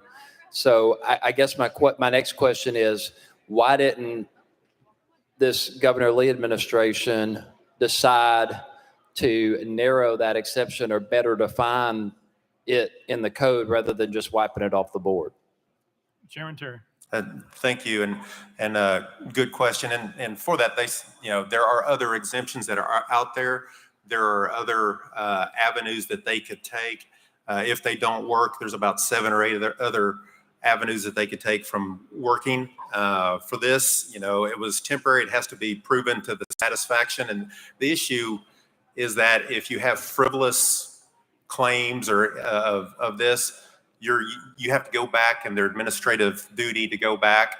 And if you take away those frivolous claims and there are other avenues that they can get that aren't frivolous, then those people that are working for TANF could take care of the claims and help their customers even quicker. Chairman Clemens. Thank you, Mr. Speaker. And last, and I know we don't want these individuals buying firearms with these funds or benefits. My question to you is the state of Tennessee tracking firearm sales and keeping track of people who have guns? How are they going to prove whether or not these funds were the ones used to buy a firearm? Are we invading individuals' privacies if they have firearms? How are we going to prove those cases? Chairman Terry. Great question. I don't have an answer for that. Chairman Clemens. I think a lot of Second Amendment champions out there and people like myself who own firearms might be curious to know whether or not the state of Tennessee is going to come and decide how those firearms were bought and whether the ammunition was bought with certain funds or not. So if we're going to prohibit this, which I think we should prohibit the use of these funds for that purpose, I'm just curious how we're going to prove that and how that's going to come up. Chairman Terry. I do believe, like, if it was if there was a legally bought firearm, that may be something that they would be able to track. Chairman Clemens. Thank you, Mr. Speaker. I'm not sure about that, Mr. Chairman, but thank you. I appreciate it. Representative Miller. All right, he's out. Any further discussion? Seeing none. Any objection to the question? Seeing none. All those in favor of Senate Bill 2078, vote aye when the bell rings. Those opposed, vote no. As every member voted, does any member wish to change their vote?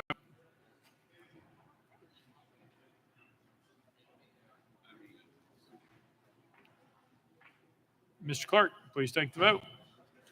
Aye, 71, 23 nays. Senate Bill 2078, having received a constitutional majority, everybody declare passed without objection. Must reconsider table. Call the next bill, Mr. Clerk. House Bill 2641 by Leader Lamberth and others relative to retail sale of food and food ingredients. Leader Lamberth, you're recognized. Thank you, Mr. Speaker. Move passage of House Bill 2641 on third and final consideration. Leader Lamberth moves passage, following second. Mr. Clerk, any amendments been filed? Mr. Speaker, no amendments filed. Leader Lamberth, you're recognized. Thank you, Mr. Speaker. And members, if you look at this bill, it's very short. But yes, it absolutely allows our local governments to reduce the sales tax on food. It's completely their call, but if they decide that they can live without that tax on food in their city and that their budget can handle that, it allows them to be able to do so. Under current law, they are not allowed to reduce that tax, but this would allow them to. With that, I renew my motion. Leader Lamberth renews his motion. Any discussion on the bill? Seeing none, any objection? Representative Hardaway, you want to talk on the bill? You're recognized. Thank you, Speaker, and thank you to the sponsor for a bill that allows incrementally for us to start to move that tax off of groceries, and at the same time giving our local folks the power to make the decision for themselves. Thank you. Leader Lamberth. Thank you, sir, and thank you as well for supporting the Republican efforts over the last several years that have reduced the sales tax on groceries by 1%, and 2 years ago reduced the sales tax on groceries to 0% for 1 month, and last year, in fact, reduced the sales tax on groceries for 3 months, which was a total of $180 million tax cut to the people of the great state of Tennessee. If you'll look at the fiscal note on this particular bill, it has potentially $500 million in tax cuts. If every city in the state decided they could reduce those grocery tax, this bill itself could reduce another $500 million. But yes, sir, we have paired together on many, many bills that have already reduced the grocery tax, and I look forward to doing so again. Representative Hardaway. Thank you, Speaker. My support for the bill, the key word here is incrementally, because the ultimate goal should be to eliminate the food tax. That just doesn't seem civilized to me, to tax people on what they need to survive. It makes no sense. So I thank you for this incremental progress. And I urge you to support the Democratic efforts to eliminate the tax on food, the tax on groceries. Leader Lamberth, you're recognized. Thank you, sir, for those comments. I appreciate it, and I appreciate all of our efforts in years past to actually accomplish the reduction of that, and look forward to hopefully you voting for this bill that will go further in that regard. Thank you, sir. Representative Boyd. Thank you, Mr. Speaker. I move previous question. Previous question been called. Is there objection? There's objection. We're voting on previous question. All those in favor of previous question, vote aye when the bell rings. Those opposed, vote no. As every member voted, does any member wish to change their vote?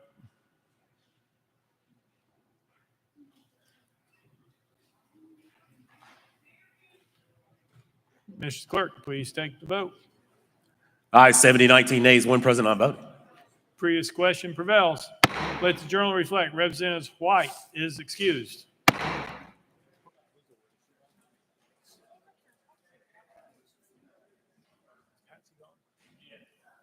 Let the journal reflect. Representative Hazelwood is gone. Excused. We're voting. All those in favor of House Bill 2641, vote aye when the bell rings. Those opposed, vote no. Has every member voted? Does any member wish to change their vote?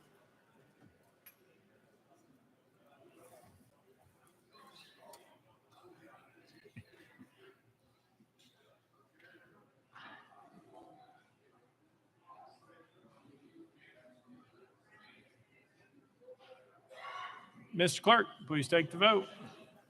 Ayes 91, no nays, one present, not voting. House Bill 2641 and received a constitutional majority. I hereby declare passed without objection. The motion to reconsider is tabled. Call up next bill, Mr. Clerk. House Bill 2091 by Leader Lamberth and others relative to the protection of personal rights. Leader Lamberth, you're recognized. Thank you, Mr. Speaker. Move passage of House Bill 2091 on third and final consideration. Leader Lamberth moves passage. Probably second. Mr. Clerk, call up First Amendment. House Commerce Committee Amendment number 1. Chairman Vaughn, you're recognized. Thank you, Mr. Speaker. This amendment rewrites the bill. We're going to move to adopt and defer to the sponsor for further explanation. Chairman Vaughn moves adoption. Committee Amendment number 1. Probably seconded. Any discussion on the amendment? Seeing none. All those in favor of Committee Amendment number 1 say aye. Aye. All those opposed say no. The ayes have it. You adopted the next amendment, Mr. Clerk. Mr. Speaker, no further amendments. Leader Lamberth, you're recognized.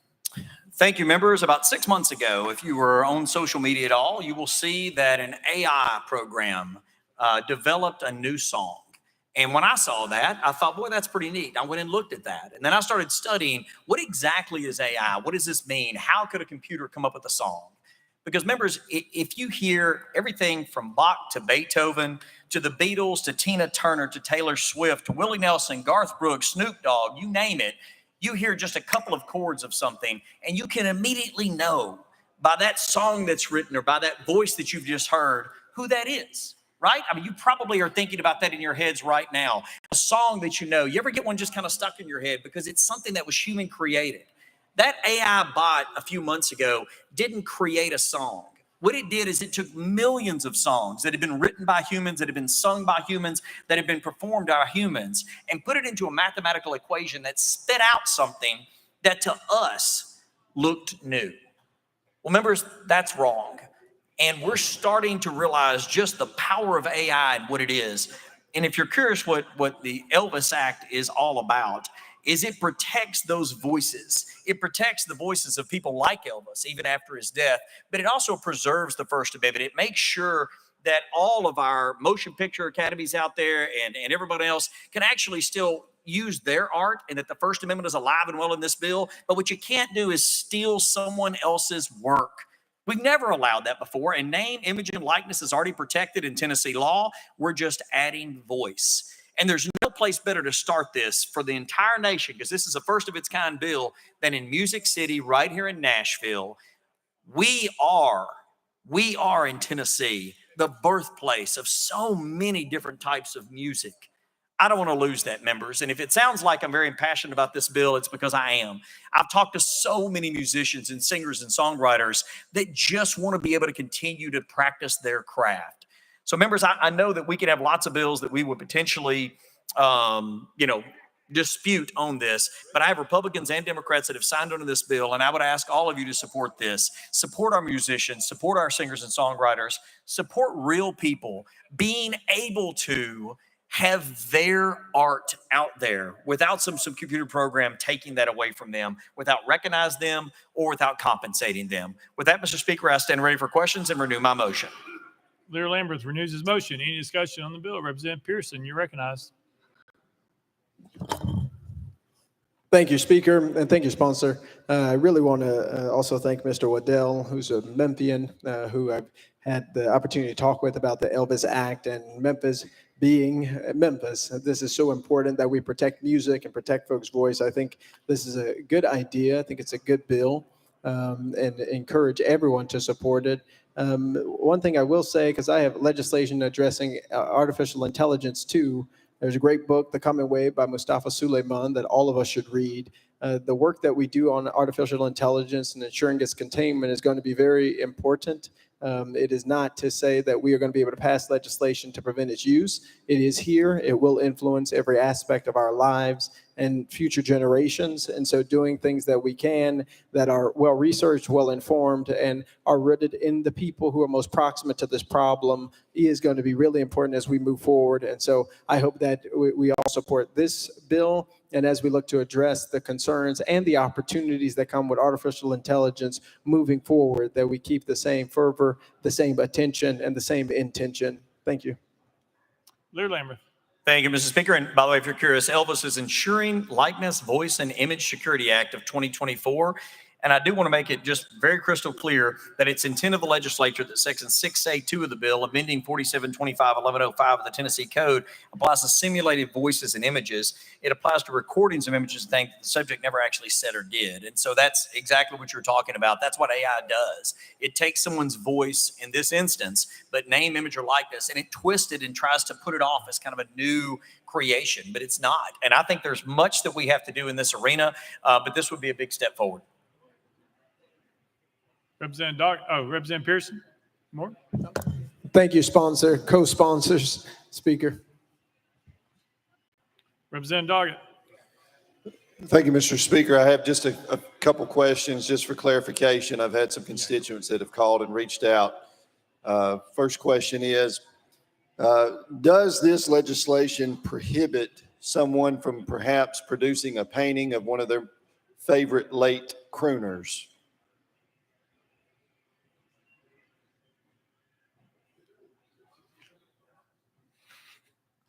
Leader Lamberth. Hear the question. I apologize. Go ahead again. Representative Doggett. Thank you. Does this legislation prohibit someone from painting an image of one of their late favorite crooners? Leader Lamberth. Again, this name, image, and likeness is already protected under Tennessee law, so this would add voice. It doesn't sound like that would fall within this. Representative Doggett. Okay, thank you. My next question is, would this prohibit an individual who may moonlight as a certain impersonator from being able to continue in that role? Leader Lamberth. No, I do not believe it would. Representative Doggett. Thank you. Thank you very much.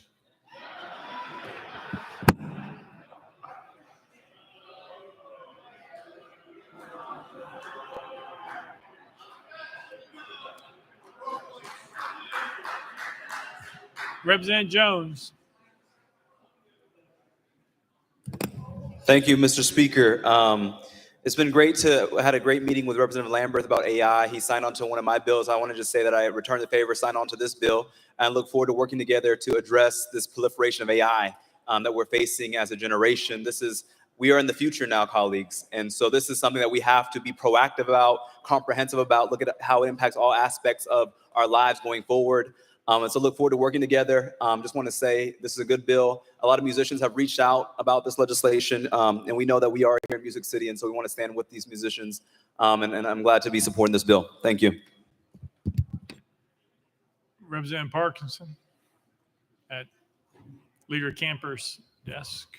Move. Previous question. Previous question been called. Any objections? Seeing none.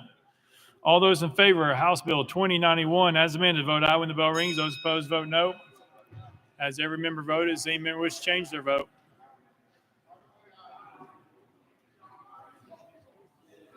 Mr. Clerk, please take the vote. Ayes 93, no nays. House Bill 2091 has received a constitutional majority. I hereby declare it passed without objection. Motion to reconsider is tabled. Call up next bill, Mr. Clerk. House Joint Resolution 954 by Chairman Faison and others, a resolution to honor and congratulate Joe Gregory on the occasion of his retirement. Chairman Faison, you're recognized. Thank you, Mr. Speaker. I move passage of H.R. 954 on third and final consideration. Move adoption. All right. Chairman Faison moves adoption. Probably seconded. Mr. Clerk, any amendments been filed? Mr. Speaker, no amendments filed. Chairman Faison, you're recognized. I renew my motion. Chairman Faison renews his motion. Any discussion on the bill?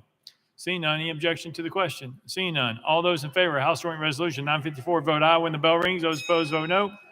Has every member voted? Does any member wish to change their vote? Mr. Clerk, please take the vote. Ayes 92, no nays, one present, not voting. House Joint Resolution 954 has received a constitutional majority. I hereby declare adopted without objection. The motion reconsider is tabled. Representative Williams, for what purpose? Thank you, Mr. Speaker. I recognize that I'm out of order, but we have one bill left on the calendar, and Representative Gillespie and I have been working diligently on this and with some possible amendatory language. I would ask that this bill be rolled to next available space, next available calendar on Thursday. That's a proper motion, proper second. Any objection? Seeing none, roll to Thursday.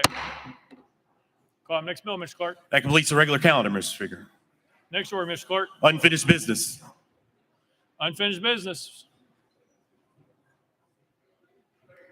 Unfinished business, Representative?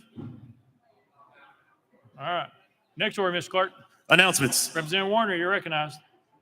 Thank you, Mr. Speaker. I wanted to remind all the members tomorrow is Election Day and remind Tennesseans to get out to vote, but please be careful. There is a train on the way.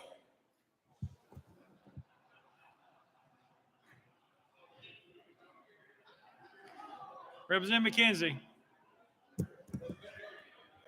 Thank you, Mr. Speaker. I'd just like to thank the Wells family for coming here today. I know it's extremely difficult for them to have this relived and to just deal with it. But I thank them for their courage and their commitment. And it's only 200-mile drive. Hopefully you all will be back at our next calendar. Thank you. Representative Haynes. Thank you, Mr. Speaker. Members, the House Insurance Subcommittee will hear our final calendar on Tuesday, March 19th. The last day to put bills on notice in the committee this year will be Wednesday, March 13th until 3:30 p.m. Thank you, Mr. Speaker. Representative Hart.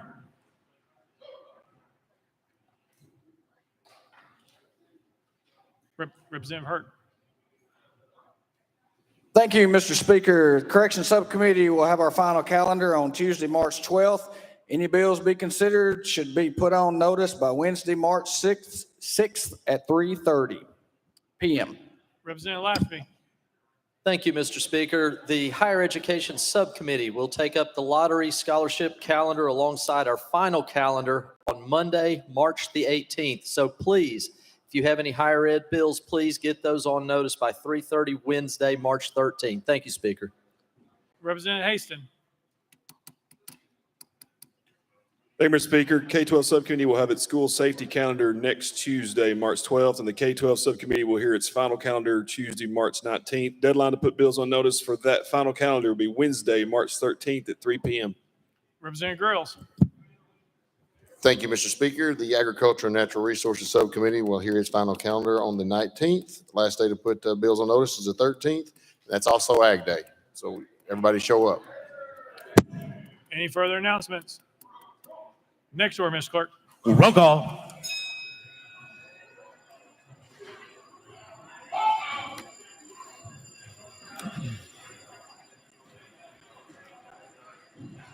Please take the roll, Mr. Clerk.